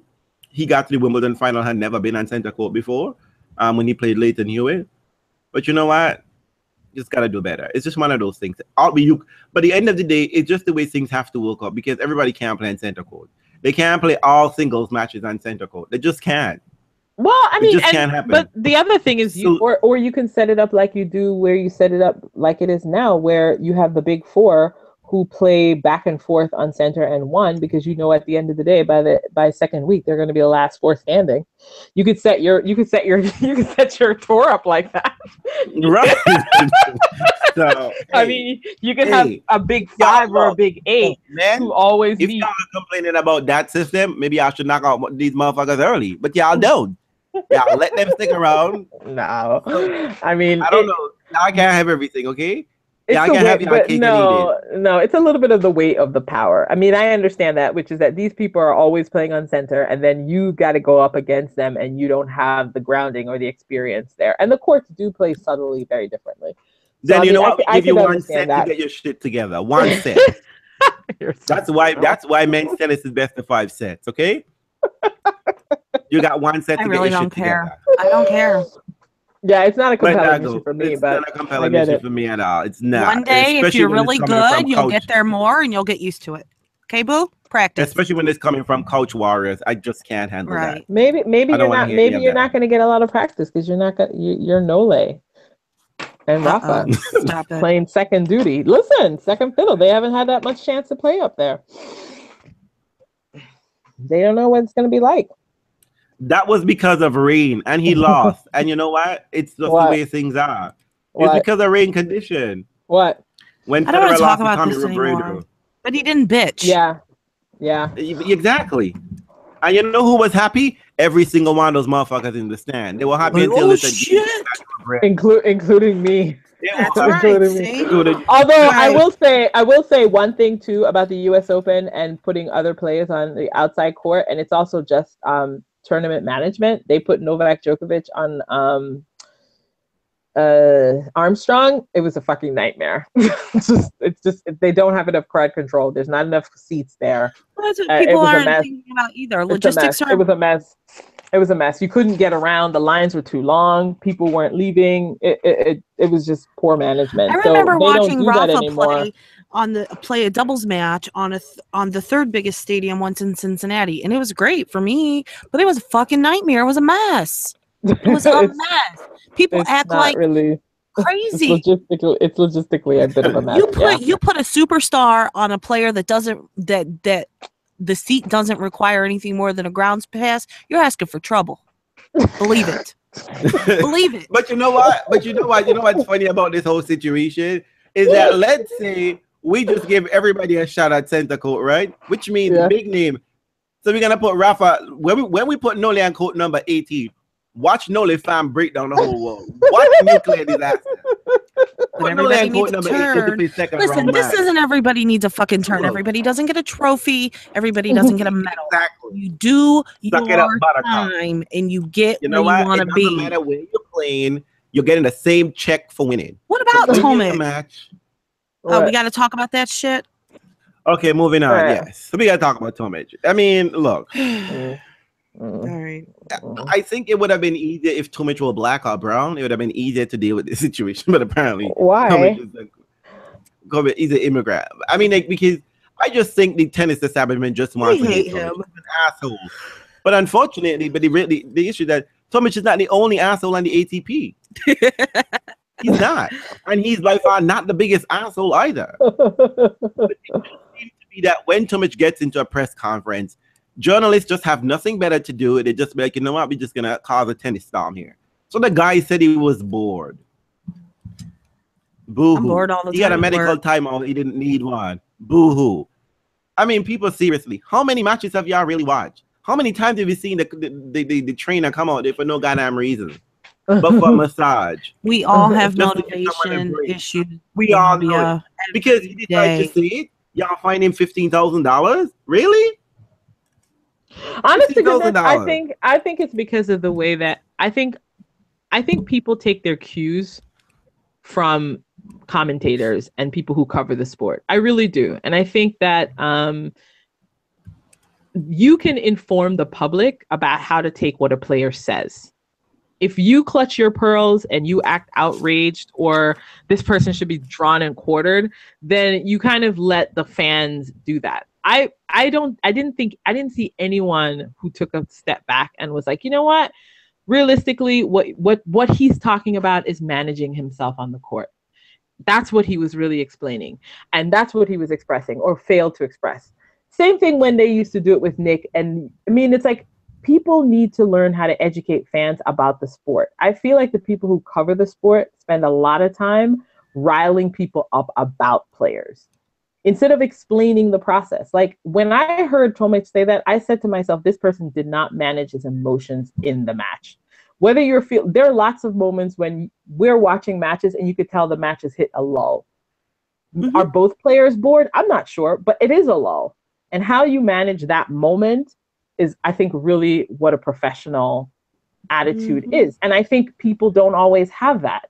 And you can tell in a match when someone is incapable of doing that. So I would have rather someone listen to that presser and then come out and say, you know what, this is what this person is talking about. I don't know why people refuse to use their skills, their knowledge, their awareness to assuming that they do have it. Yeah, to inform the public. Your job is to get people excited about tennis. Your job is to get people to understand tennis better. I don't understand why people think it's their job to get you riled up about a player. That's not your job. And so I just didn't think people managed that well, because I think that's how BG went off. You know, people should be fined and this. And we not remember when Federer told us last year that people take medical timeouts as a strategy? Yes, and people were. I've seen that. No, but people were upset. He didn't get a fine. Listen, but people were upset about that. People were upset about it. But it had nothing to do with that. He said, you know what? I thought I might have a niggle, but then while I was there, I realized I probably didn't. And I'm looking at it, and it was a good time to take a breather. Same thing with Victoria Azarenka when she was having her anxiety attack. Same thing with people who, when Rafa took a break, so he could so he could unlace his shoe at the French Open. I mean, what I'm just saying is, like, these people are managing themselves in their matches. You don't have to make them villains. It's fine for fans to do it because that's what we do. But when you are a person charged with explaining the profession to other people, do better. Don't just take the easy way out. That to me was the biggest problem with how Tomic is handled. And I think they do that. You know what? Honestly, I think the problem is these people are too fucking old to cover a sport with men and women in their 20s. Because they're like get off my lawn people. Mm-hmm. Like, the only person who helped me understand Tomic, Nick Kyrgios, and all the other people were Fed, Murray, and all those folks. They're the only ones who would say, hey, maybe this is what's going on, or maybe this is what's going on, maybe that's going on. Why don't they do that? Like, why would you sit there and go, oh, well, then that's it. That's over. It's over. It's done. This person doesn't deserve to be on the tour. It's stupid. What I found interesting about the fine, beyond the ridiculous amount they fined him, right, was the fact that they didn't even fine him for not giving his best effort. It was for the presser. They didn't fine him for tanking. It's for the presser. Unsportsmanlike conduct. And then he loses a sponsor. But you should be saying that you should be saying he tanked the match. That's what you should be saying. It's because he didn't give his best effort. But you can't say that, because I've heard players and I've heard coaches say that he should strategically tank this game. This person should strategically tank this set. I mean, like, so you can't actually come and say that. French Open quarterfinals with Dominic Thiem and Novak Djokovic. That was a straight up tank of a match. And nobody got fined. But that's what I mean. It's like, it's just, I don't know. I just I'm so annoyed by the way people talk about these moments. Like, my problem is that they seem to always getting this kind of narrative fucked up when it comes to Bernard Tomic. It's like, these journalists, Tomic. They do it with Tomic. They go hard on him. They go hard on him, but they go hard on him. You know what it is? At the end of the day, it was my pet theory, and John McEnroe confirmed it. These people are pissed off when these boys fail to deliver, because these boys are the ones that they anointed. Nobody told you to anoint these kids. but you anointed them. And when they fail to live up to whatever standard you think they should, then you go hard on them instead of coming at it with a level of understanding. And I don't understand how John McEnroe even has words to speak, because the guy was an asshole on court, off court, whatever. You know what I'm talking? His whole career, you know what I mean? His brand in post-career life is being an asshole. I mean, hello, this was the person who called someone an abortion. Come on. But you know what I mean? So it's like, but I do think that what you're getting is the men's disappointment in these players for failing to be who they want them to be. That's what it's about. And because they all have favorites, just like they all went out, just like finally John McEnroe came out of the closet about Rafa being his favorite, same thing with all of them. They all have their favorites. And the reason why they have favorites is because they can enjoy the moment. And they all decided Tomic was the next big thing. He failed to do it, and they have been. I don't know why, but hey. They've been pissed at him. The same thing with Nick. They've decided that Nick is the kind of person that's going to bring more people into the stands, and when he doesn't perform well, they get pissed at him because they want him to help build the sport. Because people don't know how to take you and Nick, because they don't. Every other goddamn piece they hear about you and Nick is how you hate Nick, and Nick should leave the goddamn sport. Y'all should make up your mind. This is the problem. Except when he's performing well. When he's performing well, they lather up. They love it. They're like, remember him in Miami? They were pissed at the people in the stands for screaming at Nick. But I was like, wait a minute, you told them to hate Nick. Exactly. This is why I cannot take these people seriously. To me, it's just like this kid got fined $15,000 and for saying he was bored. Which coup de grace. Head talk about they got morals now. That was the dumbest piece of shit ever. I mean, seriously. And you know what? I mean, like, this is what I would have loved. This is where I would have loved a journalist to come in and be like, "Head, what the fuck?" Could you explain it? Really can you explain it though, Reels? Can you explain it to Maria fans that it had nothing to do with Maria? That no, really the whole point. The whole point was that you cannot support somebody who was targeted as doping, regardless of whether it was intentional or not, and then punish for someone for a perfectly normal reaction to their job. Exactly. But maybe Bernie should be doping. If he was doping, maybe he'd be more excited. Maybe he'd be more into his And you know what? Bernie did what Maria should have done. Call a real doctor on code, even though nothing was wrong with him. That's what Maria was doing. I don't know. I just thought that was dumb. I can't take you people seriously. No, the Bernie fine was stupid. No, I don't understand. If this $15,000 is gonna still be applicable because you got no more money, right? Because y'all seem to be applying fines not on the actual offense, but on the ability to pay the fine. Because when that Canadian kid almost blinded that umpire, y'all was like, "Oh, he's a good kid. He got no money. Let's fine him $4,000." Well, so you know what? I'm kind of bored today. I'm gonna take a sick day. I don't see any. But you know what? I don't see anybody getting pissed off that kid. That kid, they still trying with that kid. That kid is a hot-tempered one too. Oh, Maria loves him too. Of course, Maria would love him. This is why. You see, people. This is why I hate y'all tennis fans sometimes. And I hate y'all tennis journalists so much because y'all motherfuckers call out of work every fucking major. Y'all call out of work. I stay home and watch tennis. Bernie said Bernie shouldn't be at the game. You should get the fuck out of here. Yeah, it was dumb. Bernie wasn't gonna fuck up any of your faves. He wasn't. Y'all look, Bernie was gonna. Listen, when you have tennis players coming out saying that it's interesting that a sponsor drops someone for this, but not that, y'all need to listen up. Yep, that's a real red flag moment right there. Because basically, but you know, Head was completely disgusting from the get-go anyway. I stopped respecting that person as a company or those people as a company from the moment they attacked the doping part of their sport.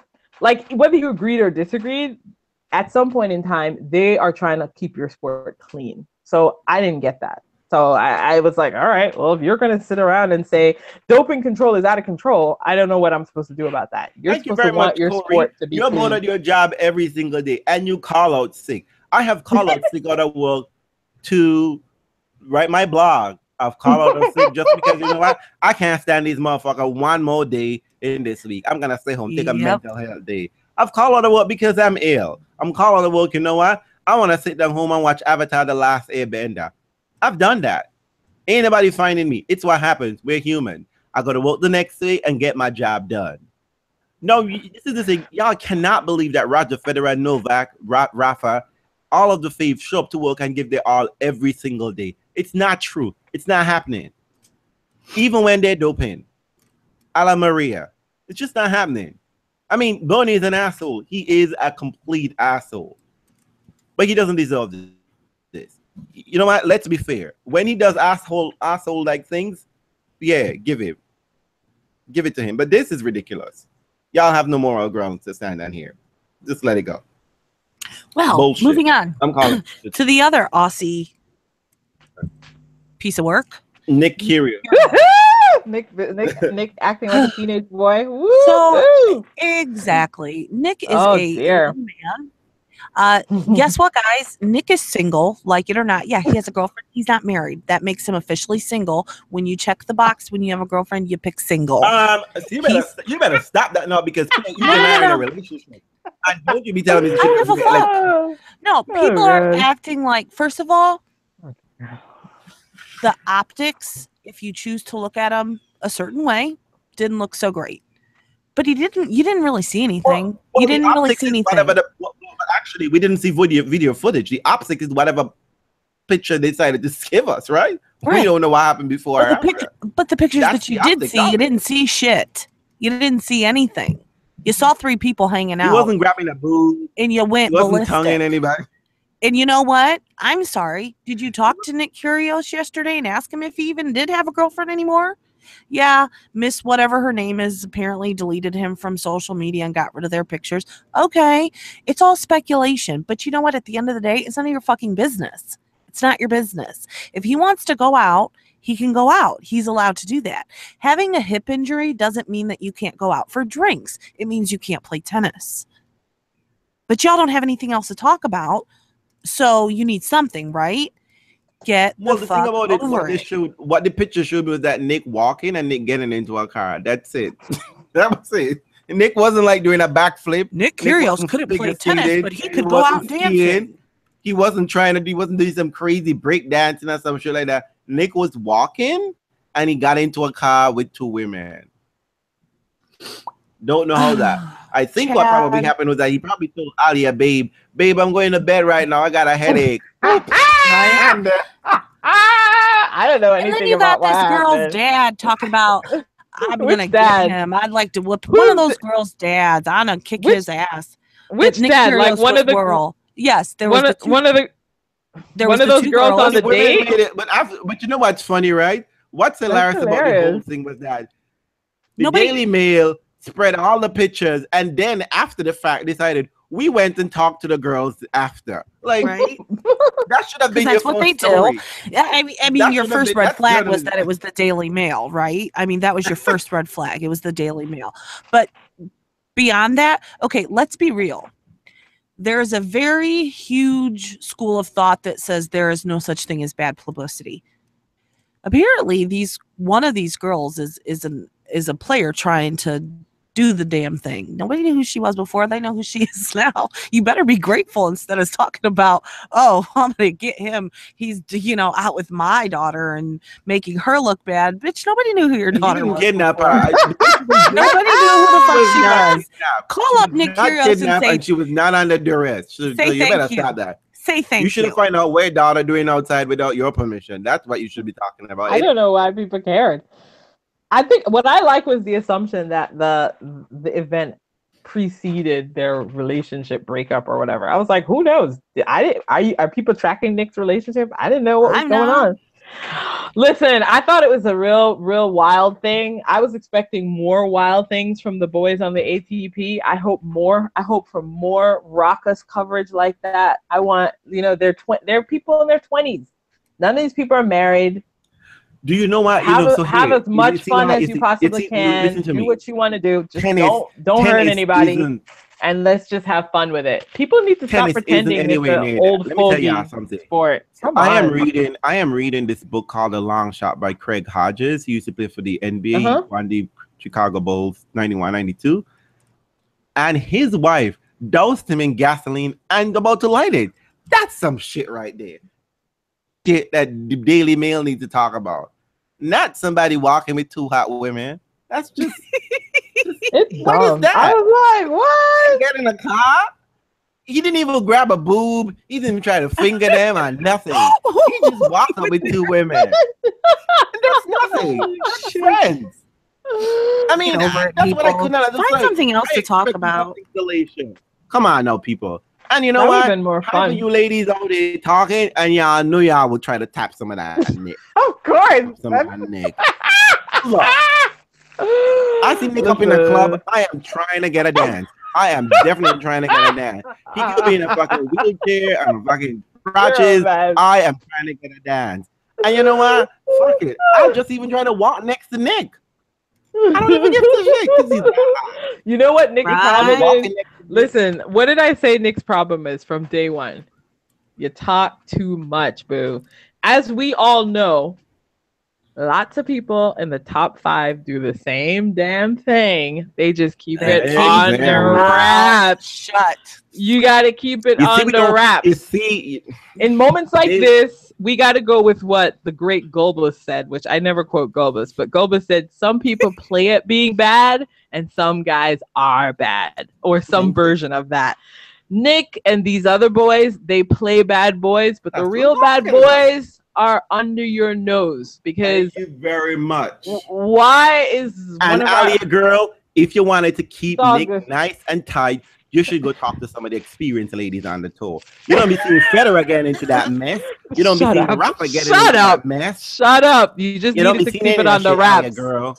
You need to go get some lessons from these ladies. Right, and never do it in London. Hello, did you not learn from Novak's mistakes last year? Never do you see Merck on social media? London. Does Merck have a Twitter account? No, she does not. Does Merck have the Facebook account? Shut up. She does Listen, not. Merck probably talks to everybody and she uses a different name. Look at Kim.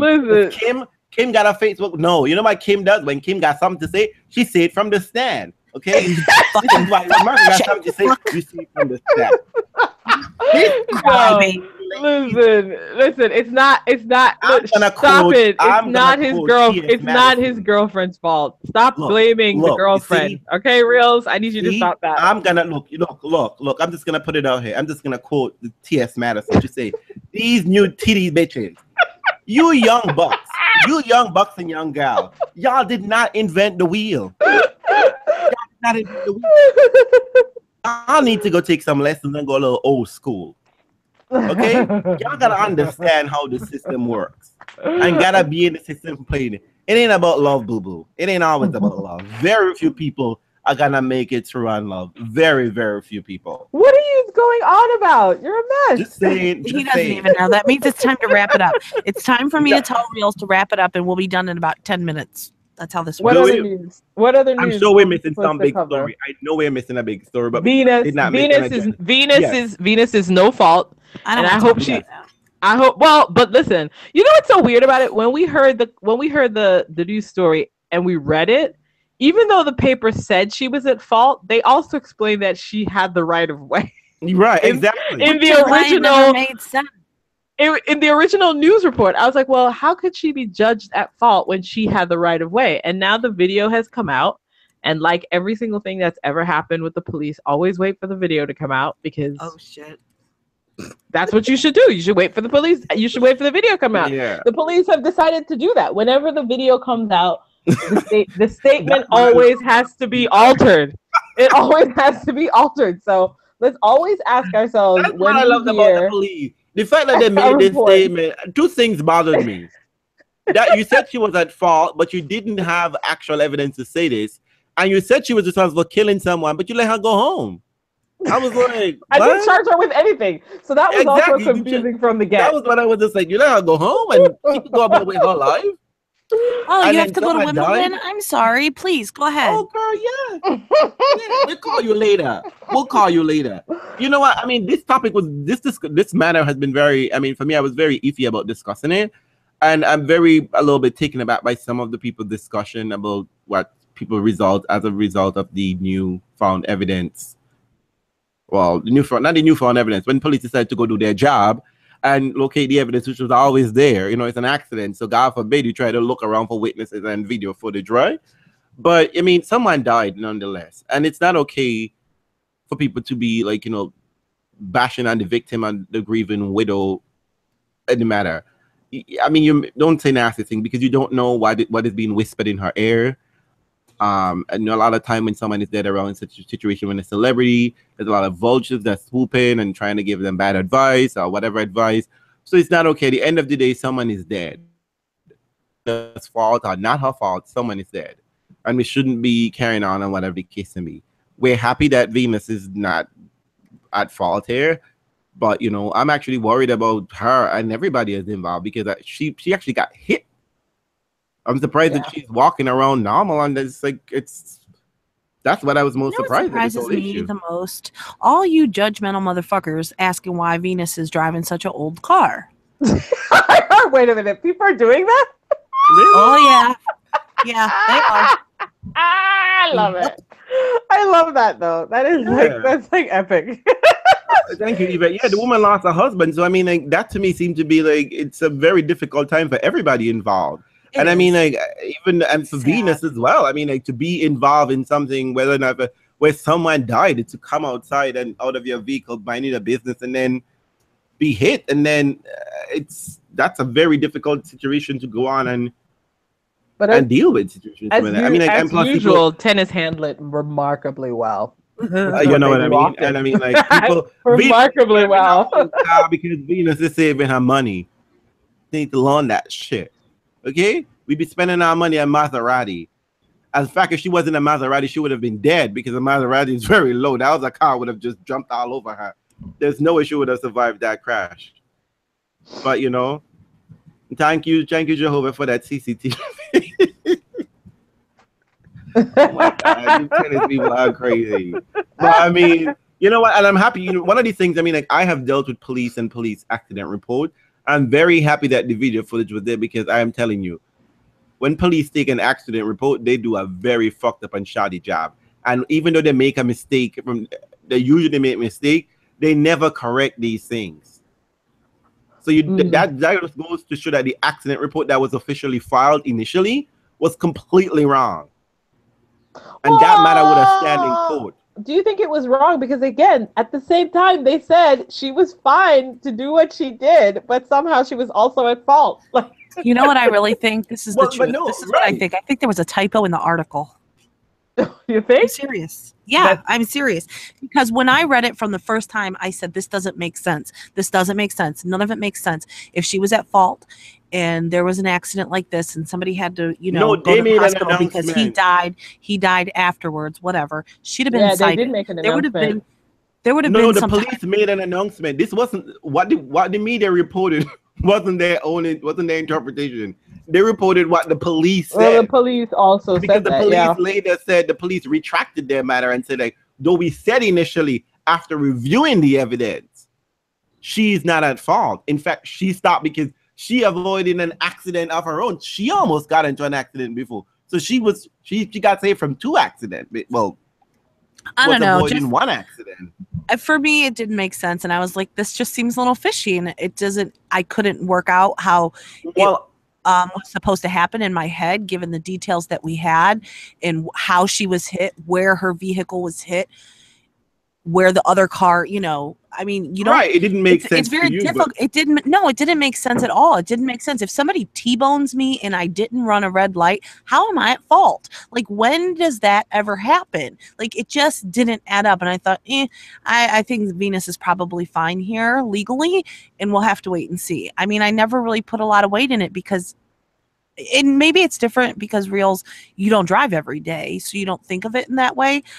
I don't drive at all. Right, but for me, it just didn't work. It just didn't work. I was like, no. I mean, like I said, right? I found the whole thing rather fishy because, like I said, you're saying she's at fault, but you let her go home and live her life.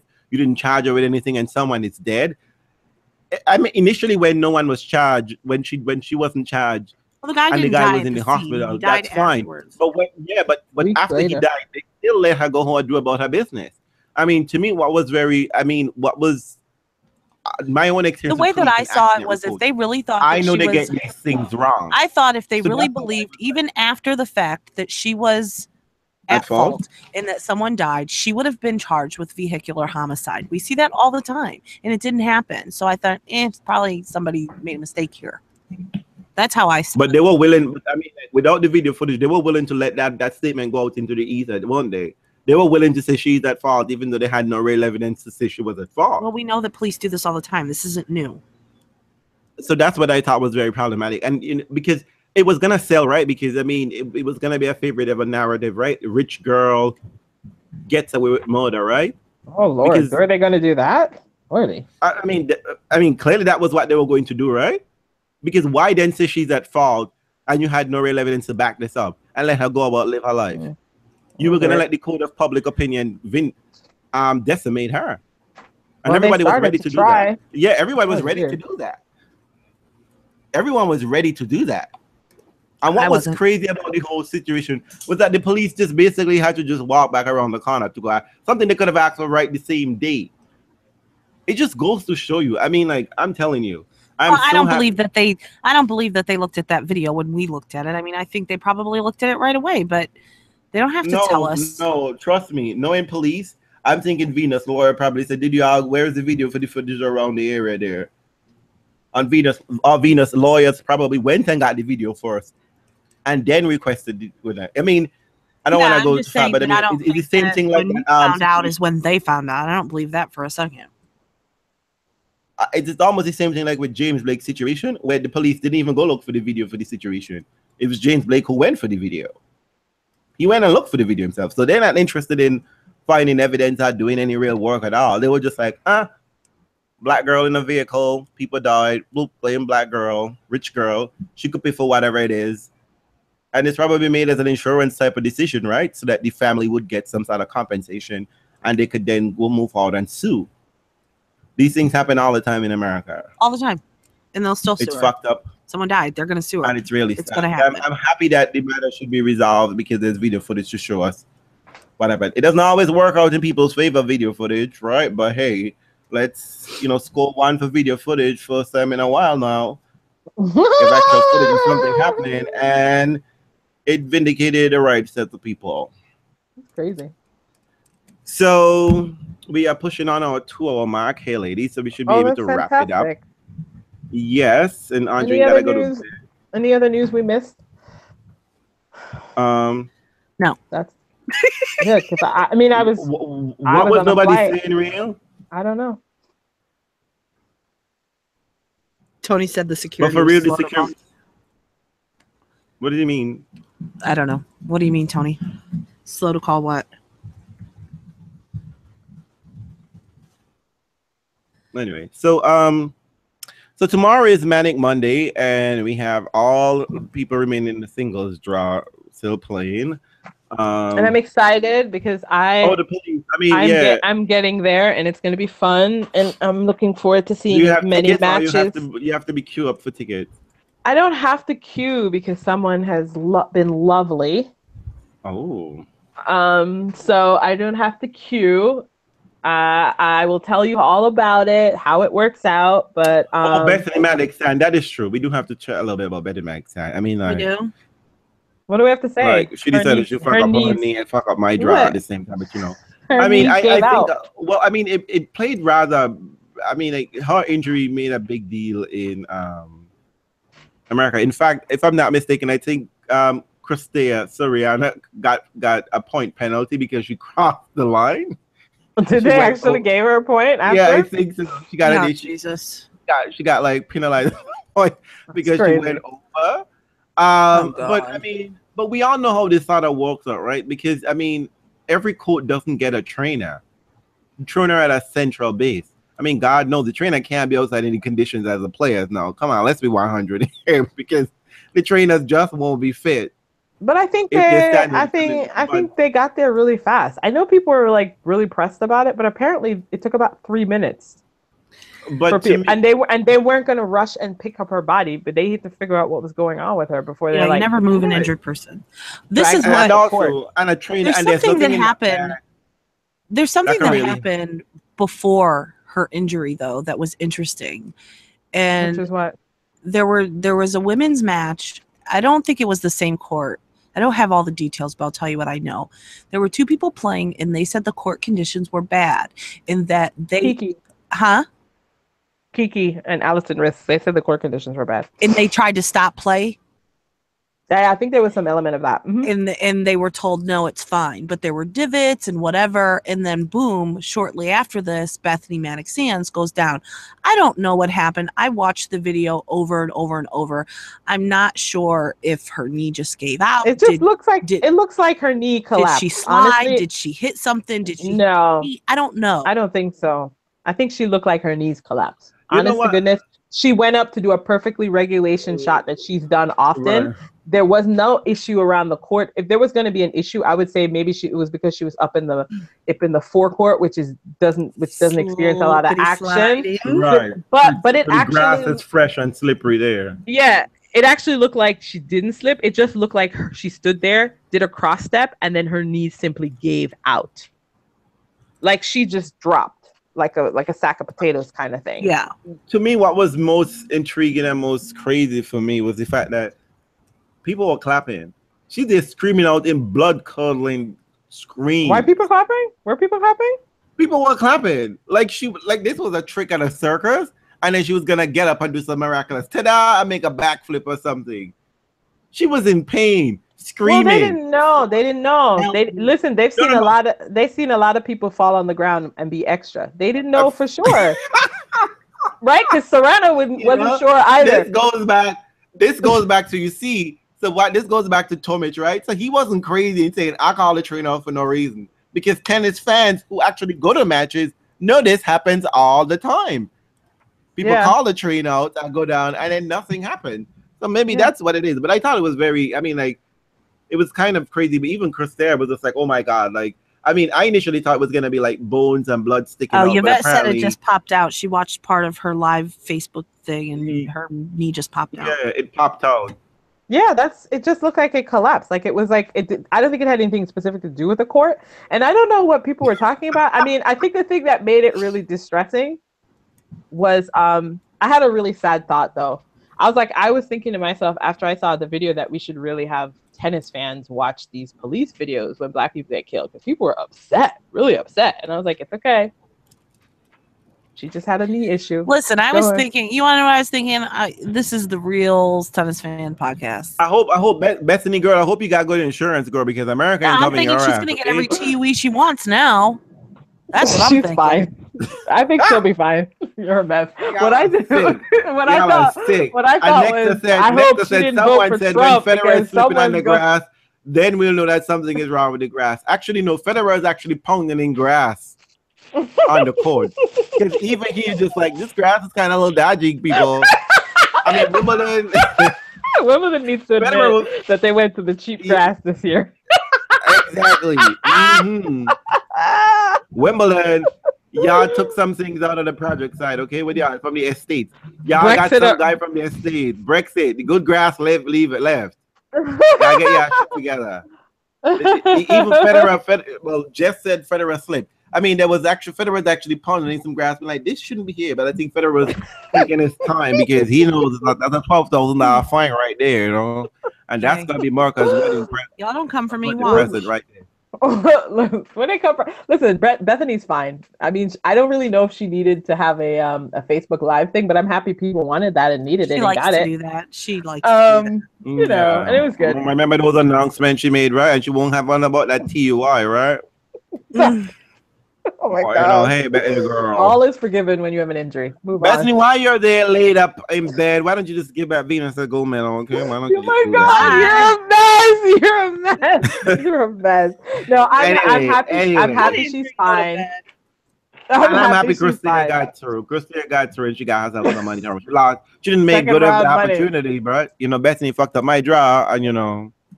Apparently, she fucked up Lucy's draw too, because Lucy was so distraught. She lost in the third set. She didn't lose in two. She didn't lose in two. She lost in three. So I don't know how that works, but you know. Yeah, because Lucy was counting on that doubles money. She was counting on that doubles money. Yeah, she was. But I think they're gonna be fine. Like the prognosis is good. No, that's true love, girl. You're a mess. Oh, no. Sorry. No. Oh my God. All right. Until next time. Oh. We're gonna deal with But the anyway, final. thank you all for sticking with us. We have another live episode next week, Sunday. It would probably be earlier. We'll be here to celebrate Venus and Roger's victories. And if that doesn't happen, I don't know what we're gonna be doing. So. Oh my God! Are you podcast. fucking kidding me? What? Sorry, I just realized I have to do something that day. Hot damn! What? Who schedules? Are you having a baby? Is it a funeral? Is it a child surgery? Anyways, it's also Game of Thrones week. Okay, well, if it's none of the above, we'll try to get it done fast. Then we'll get it done sooner rather than later. I'm thinking I'm gonna miss the match. 8 o'clock, 9 o'clock our time. Okay, she'll be good with Game of Thrones. If your child isn't gonna die on next week Sunday, it's not somebody's funeral, your mama's funeral, or your sister's funeral. None of those things. I don't see what the problem is. Okay, you're right. I have to rearrange my life. You're being paid good galleons. Look, don't let me dock your pay now. Don't let me dock your pay. Well, we'll see. Let's hope week 2. Let's just hope week 2 is as exciting for the men Venus as and Rafa. What is this? Venus, don't be mixing up Venus with Rafa, okay? Venus, they don't go together. Roger, okay? Y'all can mix up Venus and Serena. Rafa and Serena. Since y'all love that booty power couple. But Venus is with Roger always. Not about that life, okay, people. Not about that life. Next Sunday, guys. Next Sunday, be here. Next Sunday we're live. Bring your questions. You know, we're either going to be really happy or really pissy. Yeah, yes. Basically. Yeah. There's no in between when it comes to Wimbledon. There's no in between. God, I hate this tournament. Oh, just because of that. It's so angsty. I can't deal with you. I just got off of Janina hating on the French all the time. But you know, roll up and you pay good money to go to Wimbledon and say you hate it. I can't with you. No, it's too much angst. Wimbledon is too much angst for my faves. It is. They both want it too much, and then I can't deal. It's too much. And they both have real good successes. Too much. I don't like it. I don't like them wanting it too much. I want them to be like, oh, it's respectable, but they're like, oh, I would love to win Wimbledon. I fucking hate it. But anyway, thank you folks for joining us. Fun. We glad that you were here with us for another live episode of Magical Middle Sunday. And for those who say that, let us know how wrong we are about all of the news and all the tea and all our perspectives on it. Call Reels out for blaming the girlfriend for cheating Reels. I'm not blaming her. I am not blaming her. Let me correct that one thing. I'm not blaming her. I'm just simply saying is that you don't put your business out there. She and Nick put their business out there. And y'all should keep it nice, tight, and quiet. And y'all wouldn't have had all this mess. That's learn your lesson. You wanted Nick on lockdown. Girl, the way Nick was behaving, you had him on lockdown. Bye. So, I'm just saying, learn from Merker how you handle these situations, okay? Keep it hidden. Get yourself a really good contract like Cersei. Just saying. Just saying. Oh, shit. Ciao. Thank you very much, people. Thank you for joining us. Good night. Good night.